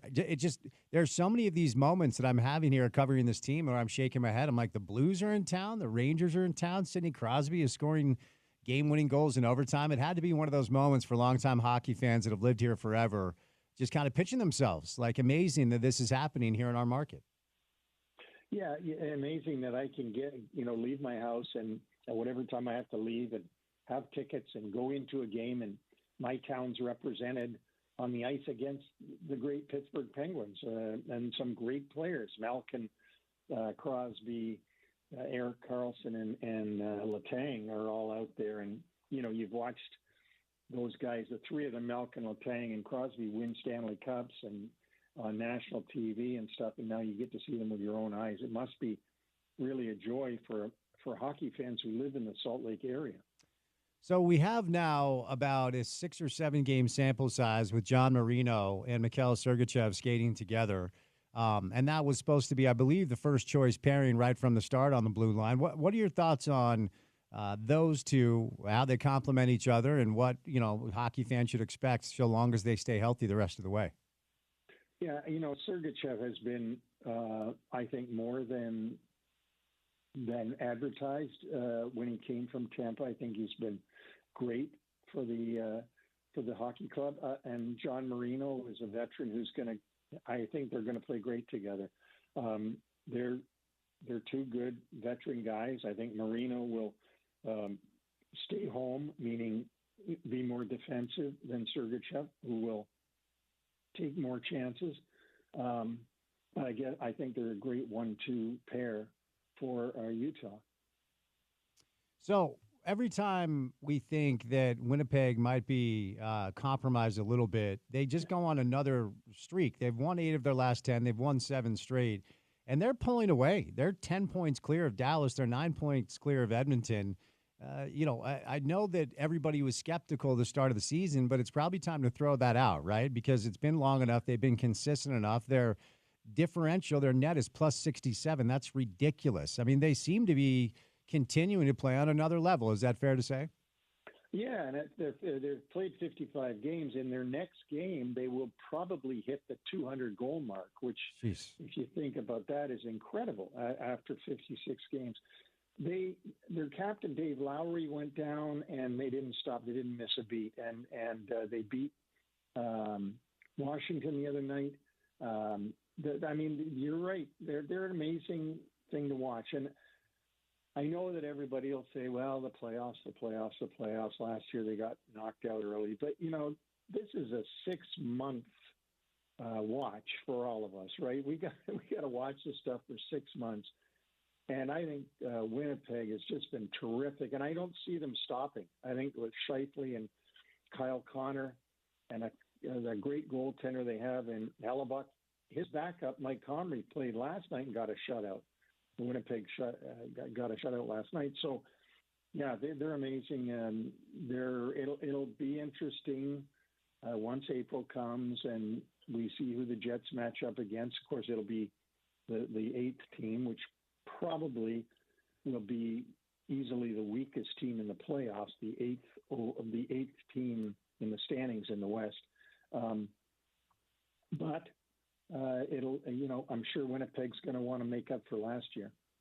who are their peers out this way when you get, because to your point, the playoffs are different, and in hockey, upsets happen far more than they happen in pro basketball. So I understand that they have a lot of company when it comes to teams that have veteran players that are more favored with odds in Vegas and such. But as we kind of enter the stretch run here, who else out this way in the West are the peers of the Winnipeg Jets that have a legitimate chance of getting this thing done? Well, I think they got to worry about Dallas Stars. Dallas made a great trade just the other day, acquiring Michael Granlund from San Jose, and also Cody Ceci for a couple of draft picks. And so Jim Nill went in, did a deadline deal early, and I think that's really going to fortify Dallas. Edmonton with McDavid and Draisaitl and Bouchard and on is going to be a threat. They went to Game 7 last year against Florida.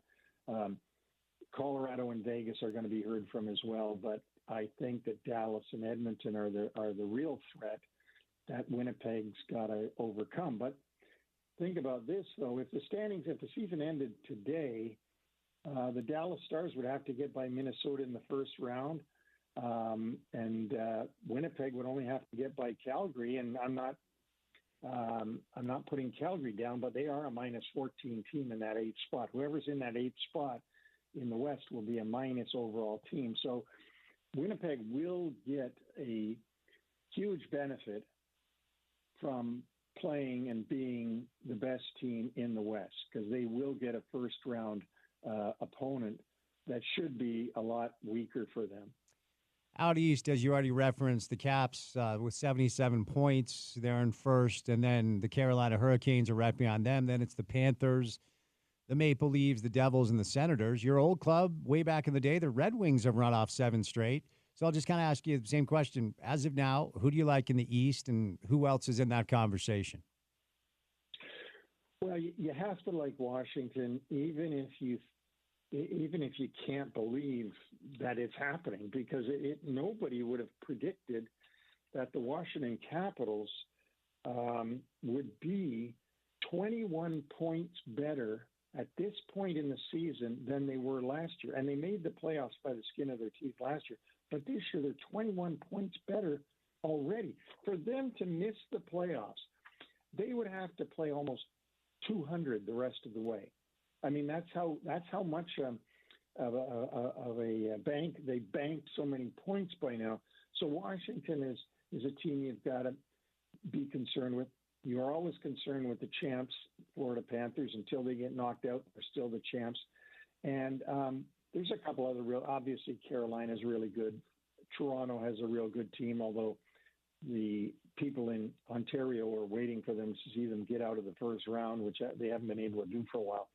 But I think the class of I think Washington and Florida are going to be the two teams at the end of the day that will battle it out for the East. So I wanted to kick the tires with you on this because we just had a ridiculously seismic shifting trade in pro basketball where Luka Doncic is now going to play for the LA Lakers. And a lot of people debating, like, has there ever been a trade in the NBA like this? Has there ever been a trade in pro sports like this?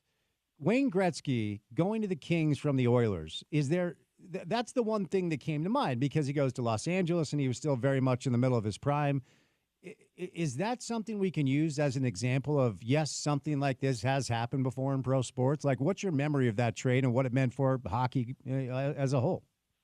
Well, first of all, it was stunning. It was back in 1988, in the summer of 1988. I was with the Red Wings, and it was stunning that Wayne Gretzky could ever get traded.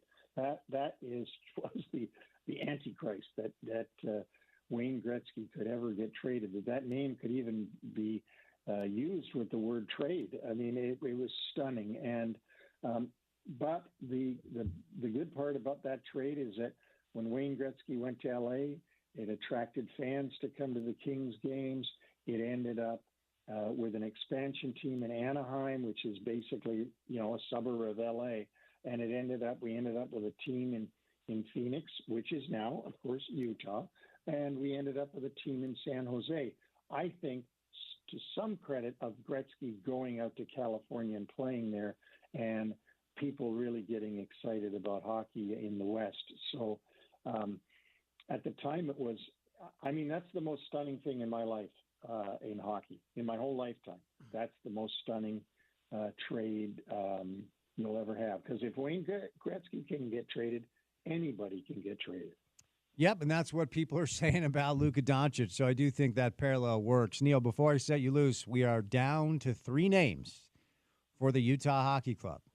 So fans have been voting at games for either the Utah Hockey Club, the Utah Outlaws, or the Utah Mammoth. What does Neil Smith say? Where, if you had to cast your vote, what would you say?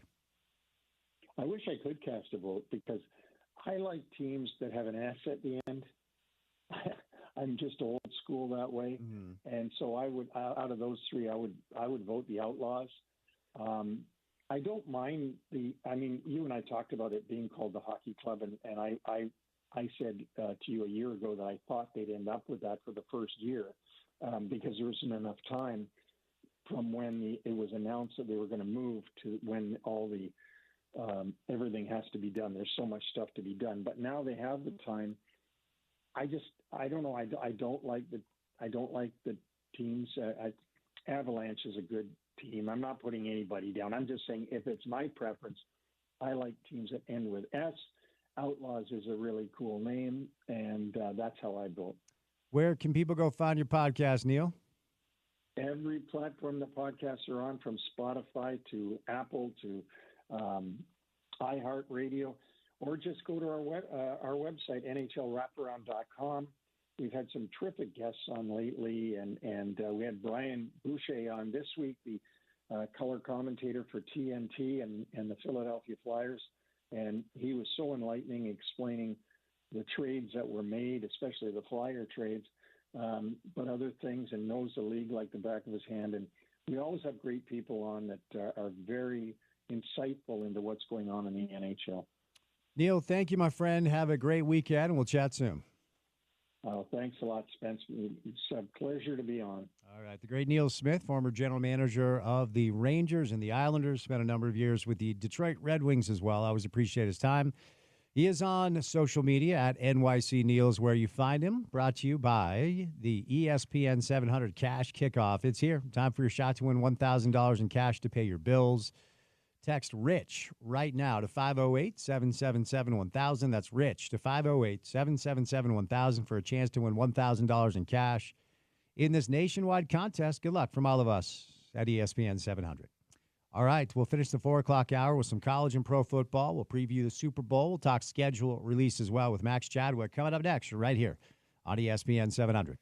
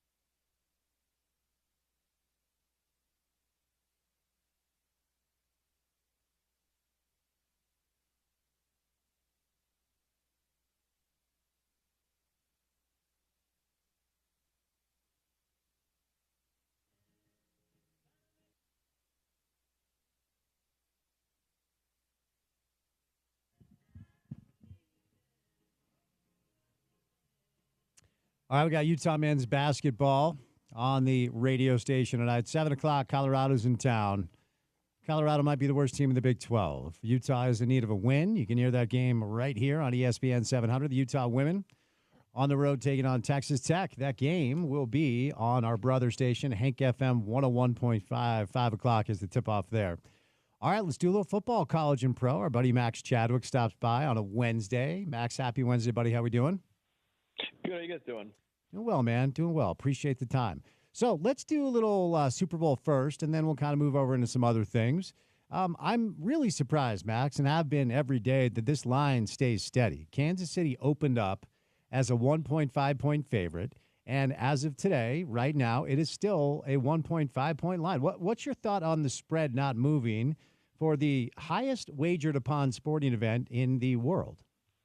Yeah, it kind of makes sense. I can understand why Chiefs are still favored. I mean, I'm sure nobody wants to bet against Patrick Mahomes in a Super Bowl, considering it seems to always pull the rabbit out of the hat, in all these big games. But I am picking the Eagles. I know I might regret it on Sunday night, but I think the Eagles, top to bottom, the most talented team in the NFL. I think the only question you have is whether or not Jalen Hurts can just, not screw it up enough. Because you look at it, you got Saquon Barkley, arguably the best running back in the NFL, arguably the best offensive line in the NFL, one of the best receiving corps in the NFL, and then probably the best defense in football as well. So really, it's just the one thing is, can Jalen Hurts just not screw it up enough to allow the rest of the team to win this game? And I think he would, and I think I am picking Philly to win, but I think it's going to be a razor-thin margin. I think that's why it's 1.5-point spread. Yeah, and I picked Buffalo to beat Kansas City and said before I signed off air, I fully anticipate sitting on my couch and in the fourth quarter, shaking my head and going, what are you doing? Now, it almost worked out, but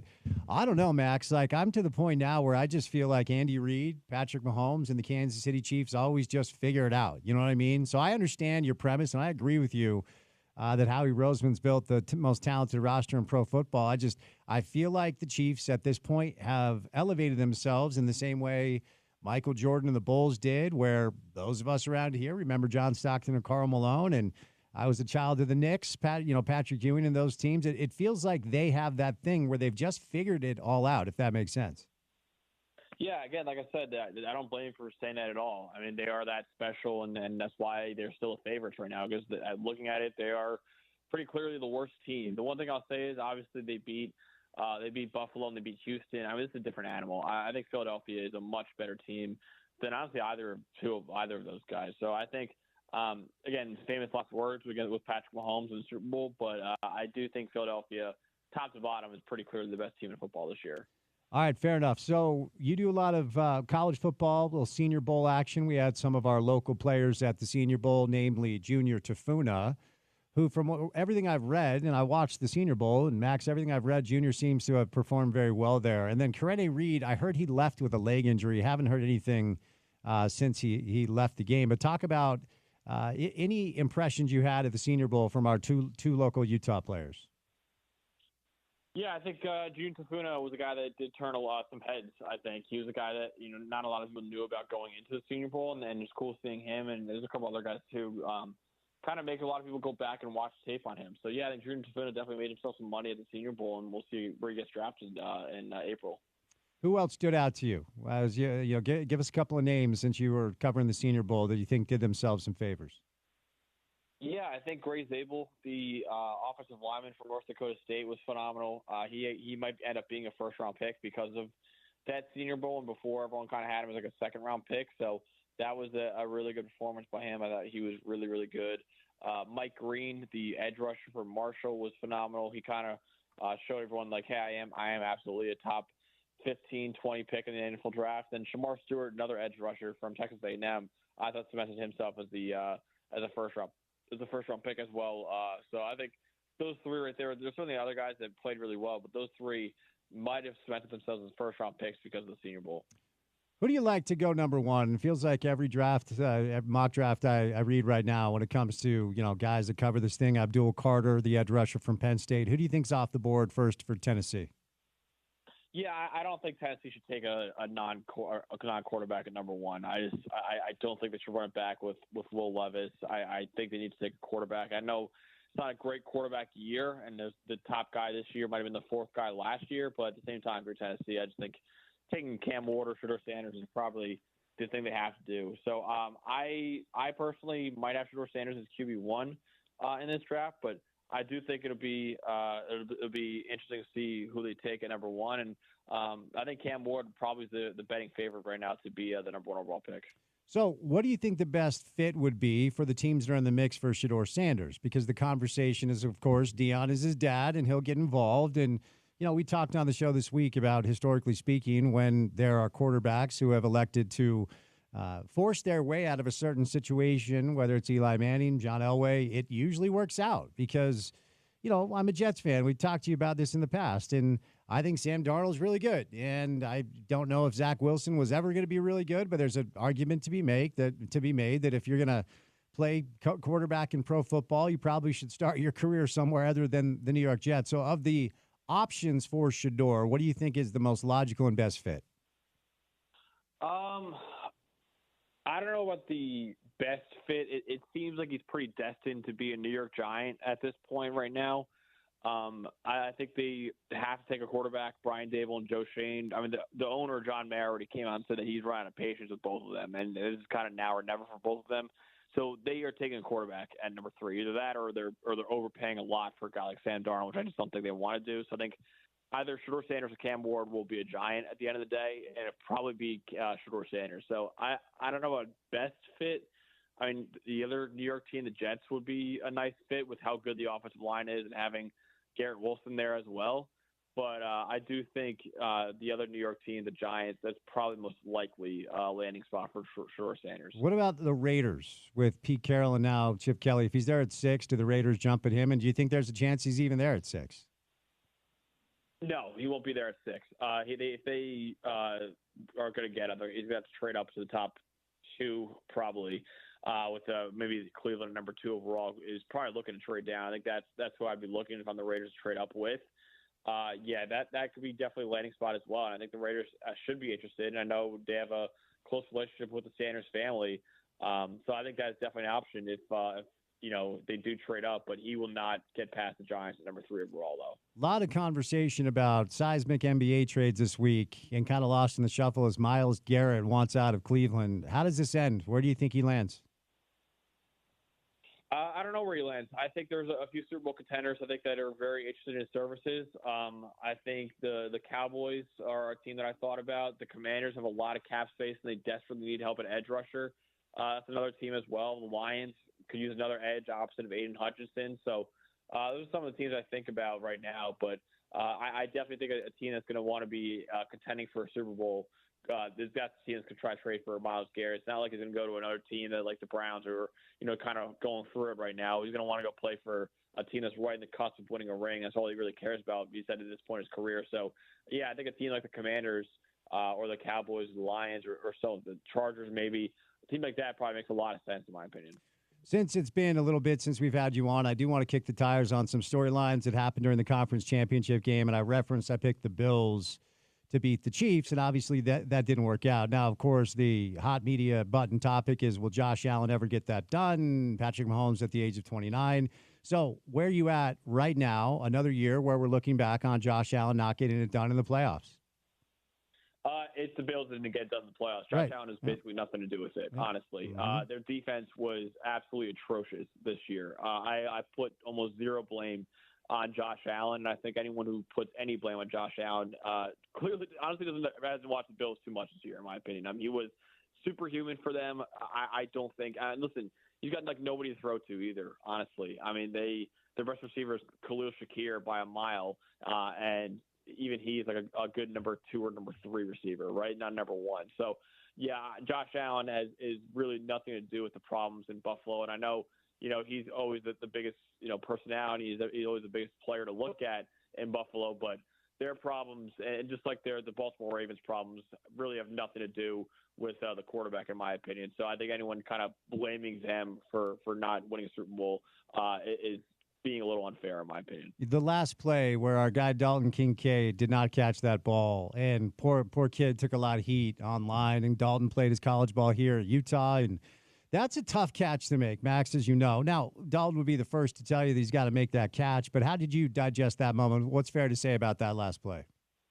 the last play was a brilliant play call by Steve Spagnuolo. I think that was all it was, honestly. I know there were some people that said, oh, well, Josh Allen should have thrown this ball, or Dalton Kincaid should have made that unbelievable catch. It's like, dude, at the end of the day, the best defensive coordinator in the NFL made an unbelievable play call, setting the house against Josh Allen in that play. I mean, that play was doomed from the start, with Josh Allen immediately running for his life, honestly, with that blitz coming. So I honestly, more than anything else, I just credit Steve Spagnuolo, the Chiefs defensive coordinator, for calling a perfectly timed blitz on the biggest play of the game right there.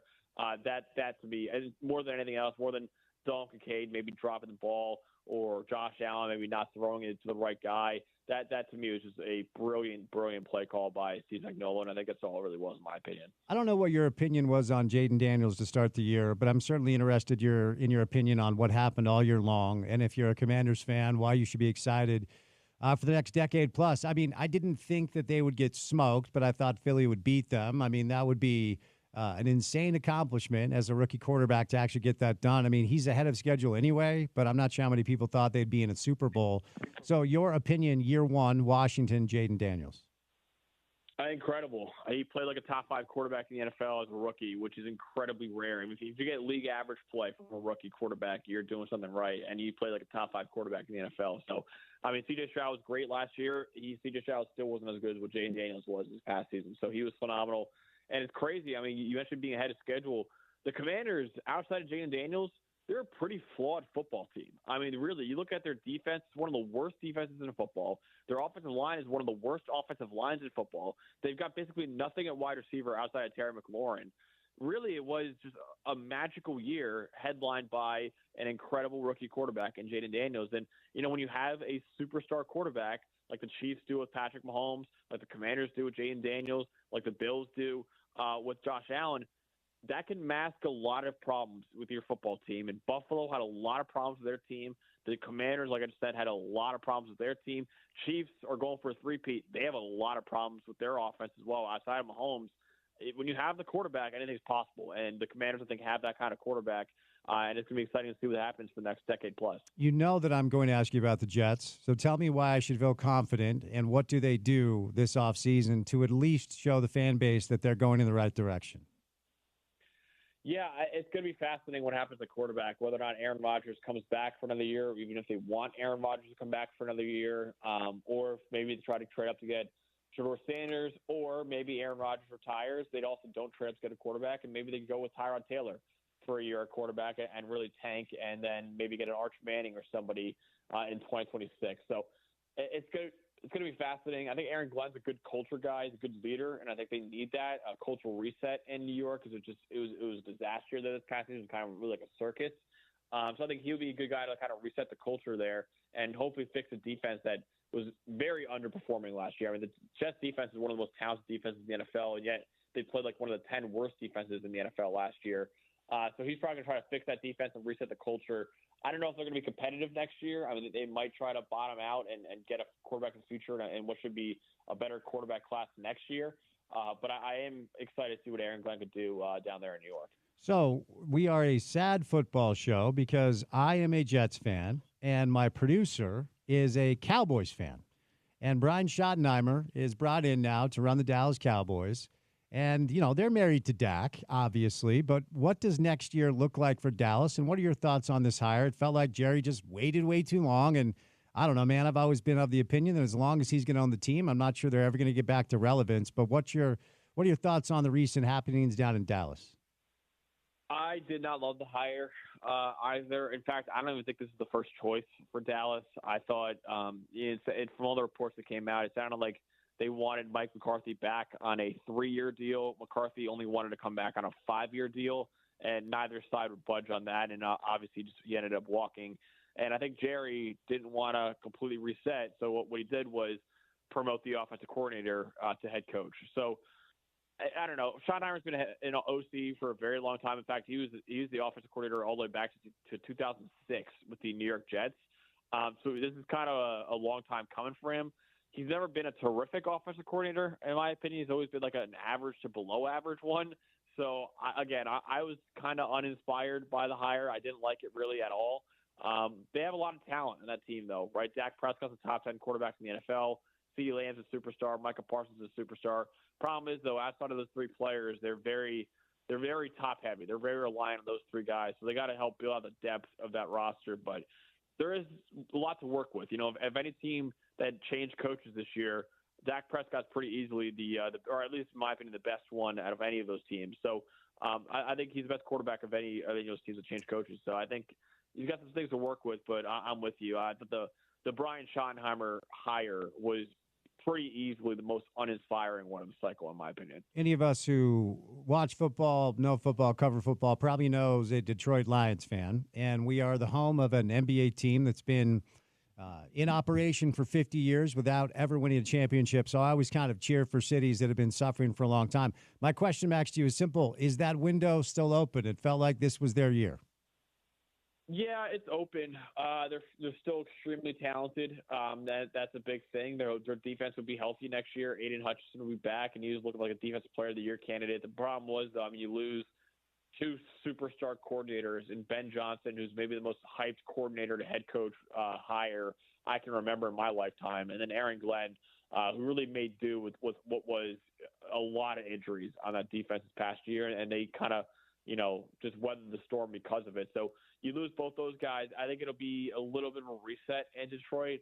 I kind of remember a couple of years ago when Philadelphia lost both their coordinators, Shane Steichen and Jonathan Gannon, to head coaching jobs. They took like a year, right? It took a year. They lost in the wild card round. It took a year kind of reset, and here they are a year later because of how good their GM is and how good their head coach is and how good the roster overall is, honestly. And they're back here in the Super Bowl again.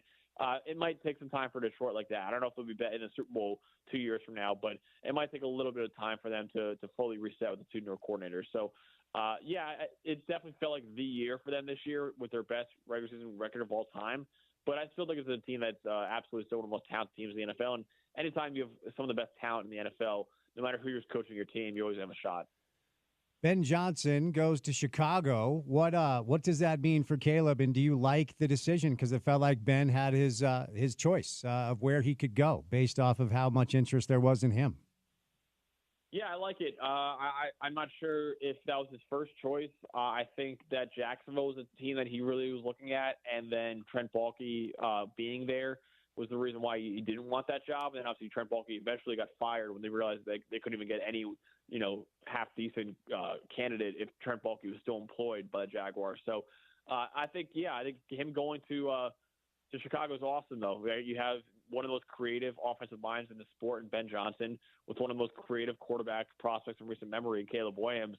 I'm really excited about that. And so, I'm excited to see if Caleb Williams can thrive under Ben Johnson. I was a huge fan of Caleb coming out, and I think this is pretty much the perfect hire that I think all the Bears fans are hoping they would do this offseason. Give me your best guess on what happens with Darnold. You referenced it earlier, maybe back to New York. My guess is PTSD, no thanks, and he's clearly played himself into somebody giving him a deal. It only takes one. Where do you think Darnold lands? Do the Vikings try to run it back and let JJ learn for another year? What are your thoughts?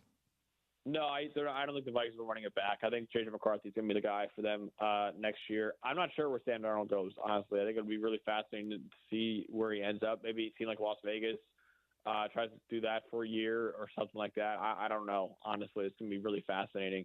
I doubt he'll go back to the Jets, so I don't think that's going to happen. But it'll be interesting to see. I think he could be another bridge quarterback for a team looking to find the next quarterback in the future. Before I set you loose, we have a lot of Niners fans around here. Are they just married to Purdy? They're just going to have to pay him? And what does that mean for their roster moving forward after a really disappointing year that, of course, had a lot of injuries? Yeah, I think they are. I think they're going to pay Brock Purdy.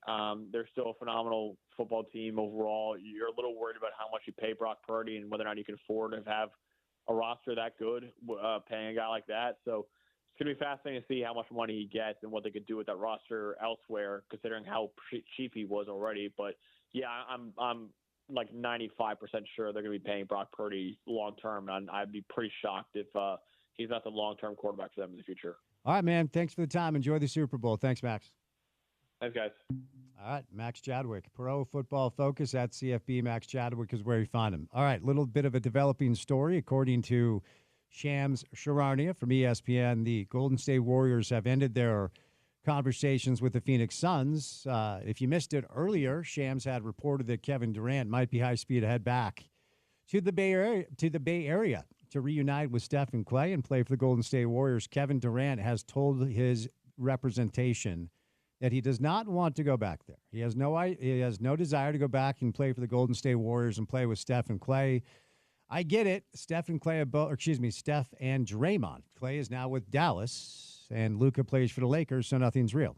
Steph and Draymond have not aged well, and ultimately the young players, in my opinion, for Golden State have not shown enough. And it's weird to say even adding Durant doesn't really change the calculation on who they could be, and obviously it would improve their chances. But NBA trade deadline is right around the corner. All has been quiet today involving the Utah Jazz. There was a deal that was made a little bit earlier.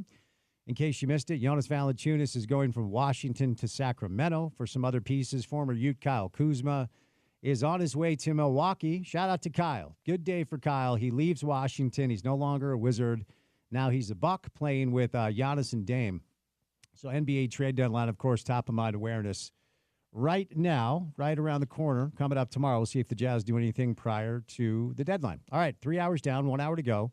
Want to remind you that we have the Utah women's basketball game coming up. Tip-off is at 5 o'clock. That's going to be on our brother station, Hank FM 101.5. And for the Utah men's game against Colorado at 7 o'clock, you can hear it right here. So stay tuned on ESPN 700.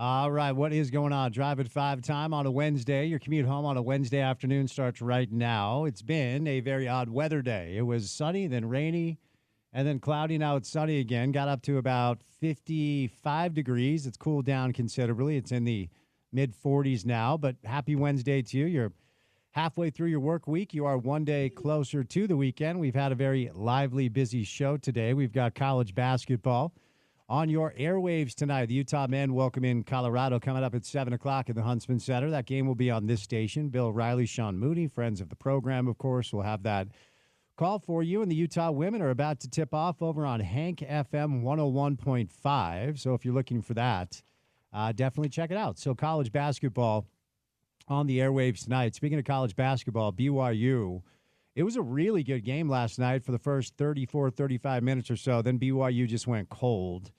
It was a big night in Provo, a marquee matchup against Arizona. The Wildcats are the number 20 team in the country. It was a quad one win for them.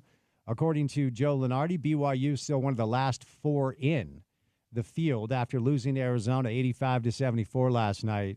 They just could not hit a shot at the end of the game. That's really what it came down to. Yegor Demon had a really nice night. He had 16 points. Richie Saunders, 11.6 boards.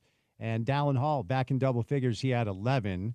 And 10 of 34 from three, 29% for the wide. They could not hit a shot. Caleb Love led Arizona with 18. Jaden Bradley, that is a dynamic backcourt. Both those two are probably pros. And Arizona walks away with a win. So BYU gets another opportunity. They'll be back at it against Cincinnati on the road. But for the Utah men, a must-win tonight, as Colorado is probably the worst team in the Big 12, safe to say, because they have not won a Big 12 game. They're 0-10 in Big 12 play. And after tonight's game, Utes hit the road for a couple of road games at West Virginia and at Cincinnati. NBA trade deadline, kind of top-of-mind awareness right now. The Utah Jazz have not done anything today. The Jazz are in action tonight, taking on the Golden State Warriors. I believe Steph Curry is in town. I'll pull up the up-to-date injury report as you're driving downtown, potentially to go to the game. We'll let you know who you can see. Quite frankly, from both teams. Jazz coming off a loss against the Indiana Pacers the other night. Very close game. Golden State, they have not found their footing, man. They're one game over 500 at this point. They're 10-11 on the road. The injury report as of right now, Moses Moody is out. Draymond Green, Andrew Wiggins, game-time decision. Jonathan Kuminga is out as well. For the Jazz, no Jalen Hood-Schifino, the new player acquired from the Lakers. Colin Sexton will be reevaluated in 1 week. Larry Markkinen is a game-time decision. P.J. Tucker, not with the team. Cody Williams also not playing tonight. So, Jazz Warriors tonight. Speaking of the Warriors, some surprising news surfaced as we are all kind of waiting to see what comes down between now and the NBA trade deadline tomorrow, that the Golden State Warriors had engaged with the Phoenix Suns concerning a deal that would land Kevin Durant back to play with the Warriors with Steph Curry and Draymond Green.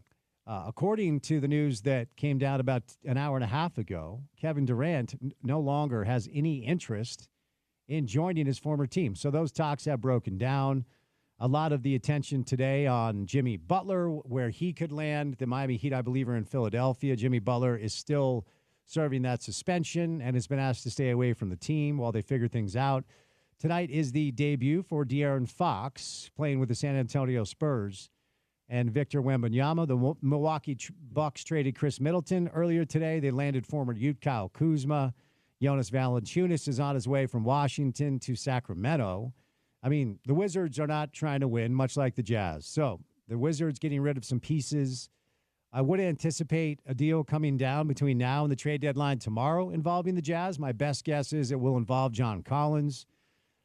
But as far as the trades the Jazz have made so far, namely the trade they made with the Clippers, Patty Mills, Drew Eubanks. So Washington kind of in the same spot Utah is. And if there's a contending team out there, like obviously Sacramento decided hey, Jonas Valanciunas next to Domo Sabonis, that is a massive, big front court. And ultimately, we are going to add a piece from a team that isn't serious about winning to expedite our own process to see if we can actually get some more wins. And the Jazz are kind of in the same space. Same thing with Kyle Kuzma. Kyle Kuzma playing for Washington, put up some good numbers for a team that was not serious about winning. And Milwaukee needed a little bit of a bump. They needed some juice. They needed some energy. Chris Middleton has not been the player he once was for quite some time, as I wet the whistle. He's had a bunch of injury issues. He has career low in points this year. So if you're an NBA general manager for a team that is trying to win this year, you look to those teams that don't give a rip about their results, and the Jazz would be one of those teams.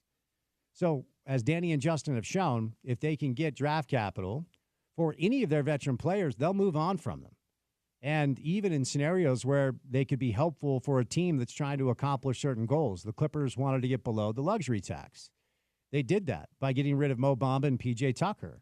For the Jazz trouble, they get a second-round pick. Obviously, we know what the Lakers' motivation was. They wanted Luka Doncic, and they needed some help to get that done. For the Jazz troubles, they absorb Jalen Hood-Schifino's contract, and they get a couple of second-round picks. And then, of course, the deal they made now, yesterday's news, with the Phoenix Suns grabbing an unprotected 2031 in exchange for 3 first-round picks, the least favorable of theirs, Minnesota's and Cleveland's. So we're not going to see, at least I don't think, any deals where the Jazz actually try to add to the group. Now, I brought this up earlier, and I do think there's something there. I don't know if the Jazz do it because ultimately this would add a player that might improve your chances of winning right now, and that's not the goal for the Utah Jazz. But reportedly, the Chicago Bulls are willing to trade Kobe White. Kobe White is 24 years old. And he just turned 24 years old. He's a young 24-year-old player. He's 6'4", he's 195. He can play lead guard for you, but he can really score.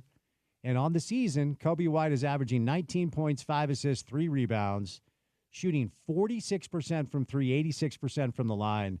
I don't know why Chicago wants to deal him, but he's really good and he's really young, and that's the only type of scenario I can foresee the Jazz getting involved in a deal where it actually brings them something of tangible value right now. Other than that, I still think if we hear a deal about the Jazz, it will be a John Collins, a Colin Sexton, a Jordan Clarkson in exchange for maybe absorbing a bad contract and taking on additional draft capital and draft assets. And that, unfortunately, is the name of the game. You know what did strike me, though, is, and we talked about this earlier in the show, and I always draw the parallel, always have on sports talk radio for a number of years, that if you're a Jazz fan, you always look at San Antonio and the Spurs and what they've been able to do by not just building great teams, but winning championships, winning titles, building a 15-year dynasty, quite frankly.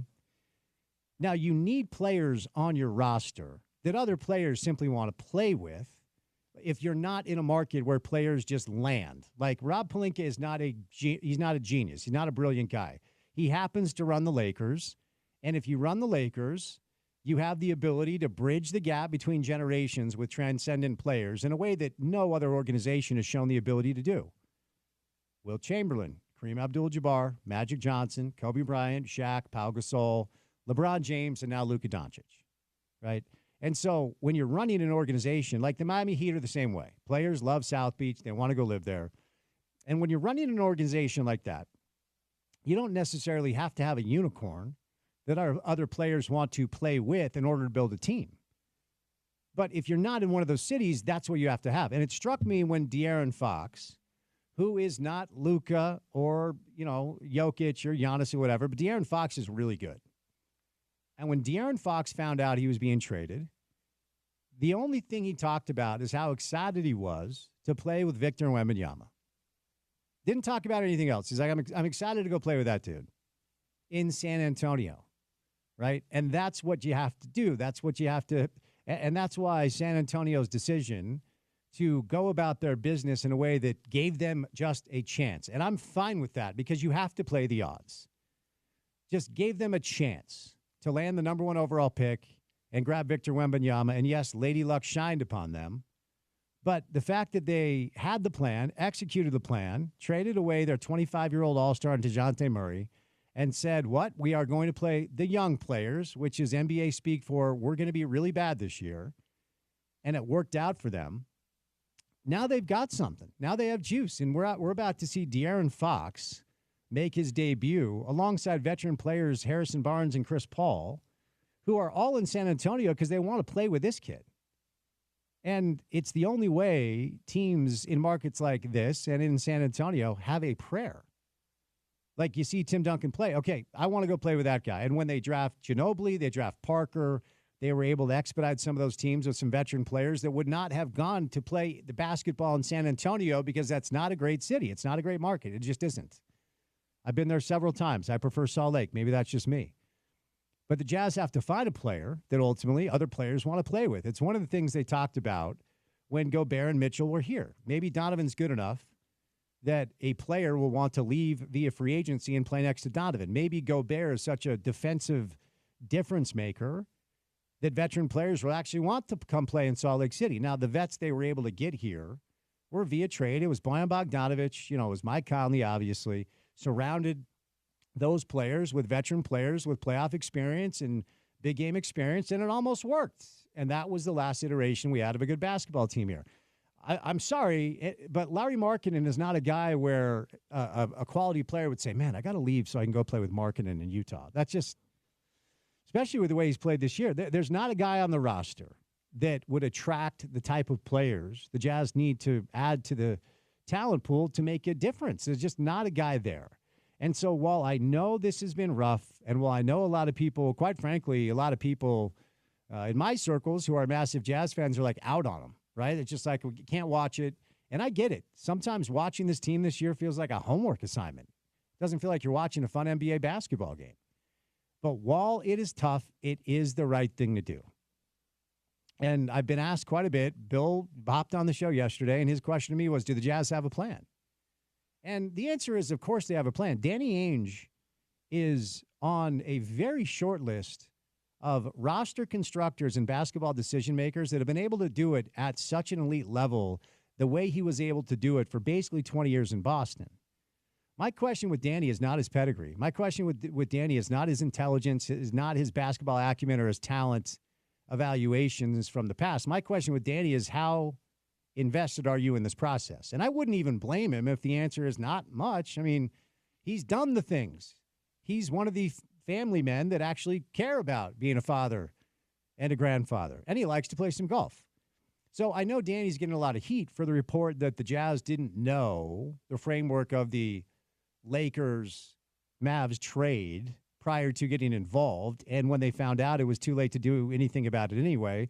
As we talked to Tim McMahon about yesterday, if the Jazz said no to that opportunity, there were other teams that would have stepped in and said yes. The Jazz could not have blocked the deal if they didn't want to get involved. They simply decided to say yes to the deal so they could be the team that got a couple of second-round picks and at least some sort of value in exchange for just being the conduit to its completion. And I understand that altogether. They're in a really tough spot is what it comes down to. And it feels like it's going to be a long, long time until they're good again. But this is the path that I think is necessary, and I think they should have taken a couple of years ago.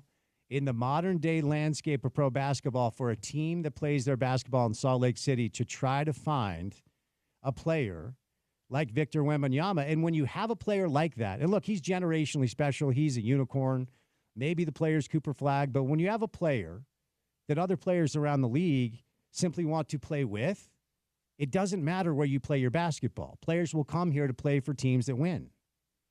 They won't come here to play for a team that's in the position that this team is in right now, but the only way to change that course of action is to do what they're doing, and it makes it really tough. But maybe it'll be fun to go watch Steph Curry tonight and the Golden State Warriors. I'll be in the building. If you see me, come say hello. We'd love to meet you. All right, before we catch a break, I want to tell you about my friends at Prize Picks. The big game is almost here, and it's now or never.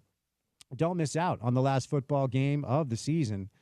With Prize Picks, the best place to win cash while watching the big game, Prize Picks is also giving away a free pick for the big game, where one of the starting quarterbacks will only need to throw for 1 yard for you to win their square. If you're correct on at least one more stat projection, you can win 1,000 times your cash. Also, check out the promos tab to tail any of the Super Sweat Millie winners big game lineups. If you tail a lineup that goes 3 for 3, you can win a split of $1 million in promotional funds. So they have released the square that they're giving you. Patrick Mahomes needs to pass for 1 yard during Super Bowl 59 for you to win his square. There it is.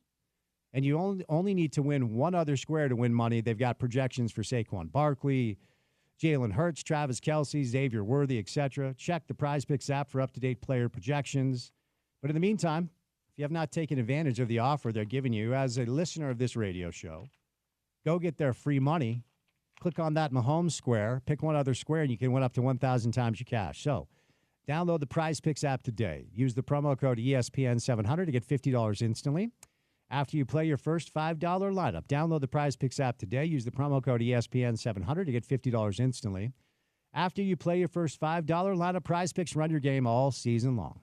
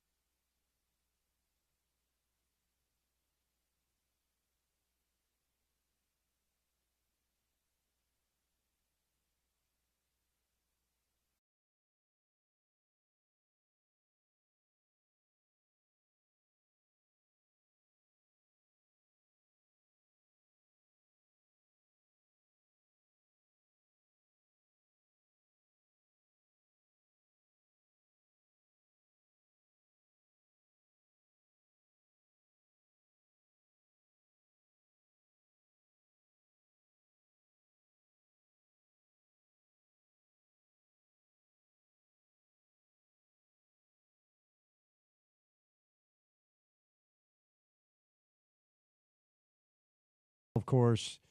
It is diluted a little bit with the early signing period and the transfer portal and such. I mean, I don't even know how busy they were up there today. But it is National Signing Day in college football.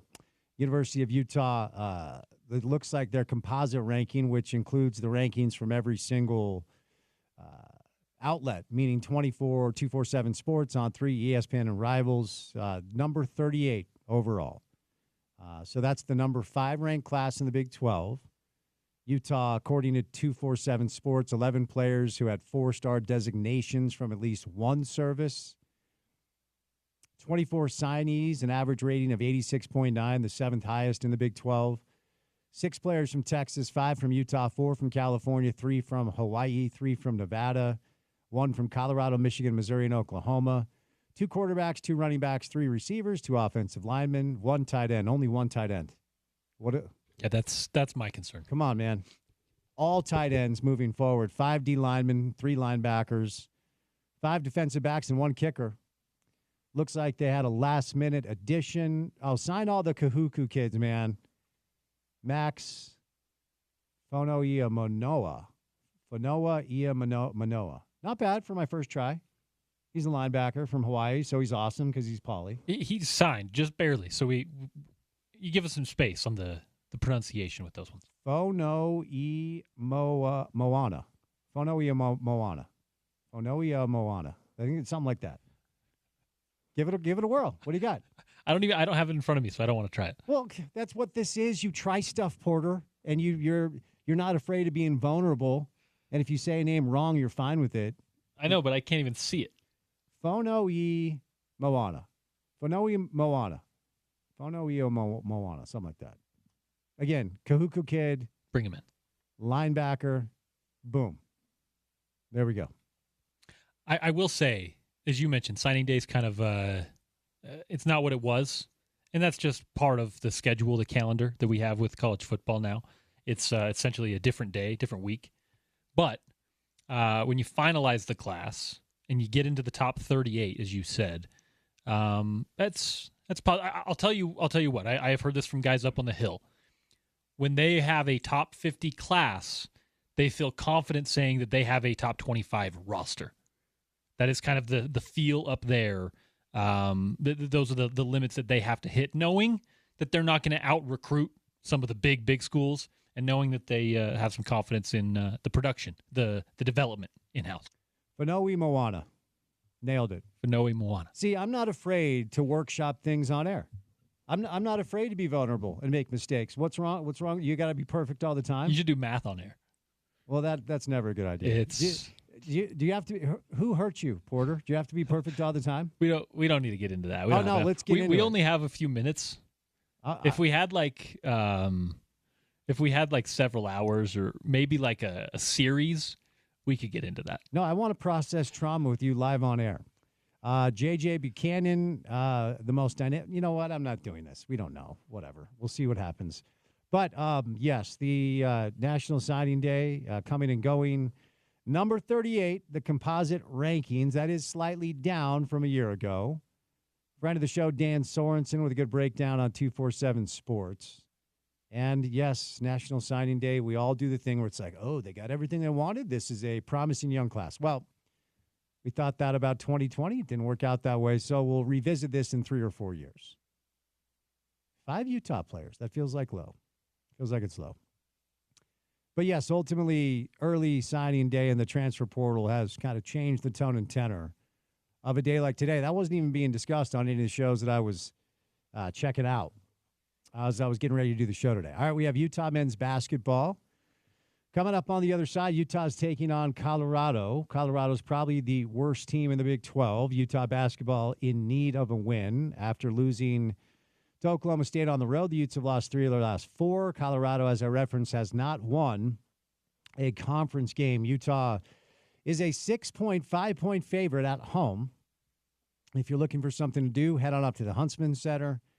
I'm going to make my way downtown to the Delta Center, to see the Golden State Warriors take on the Utah Jazz.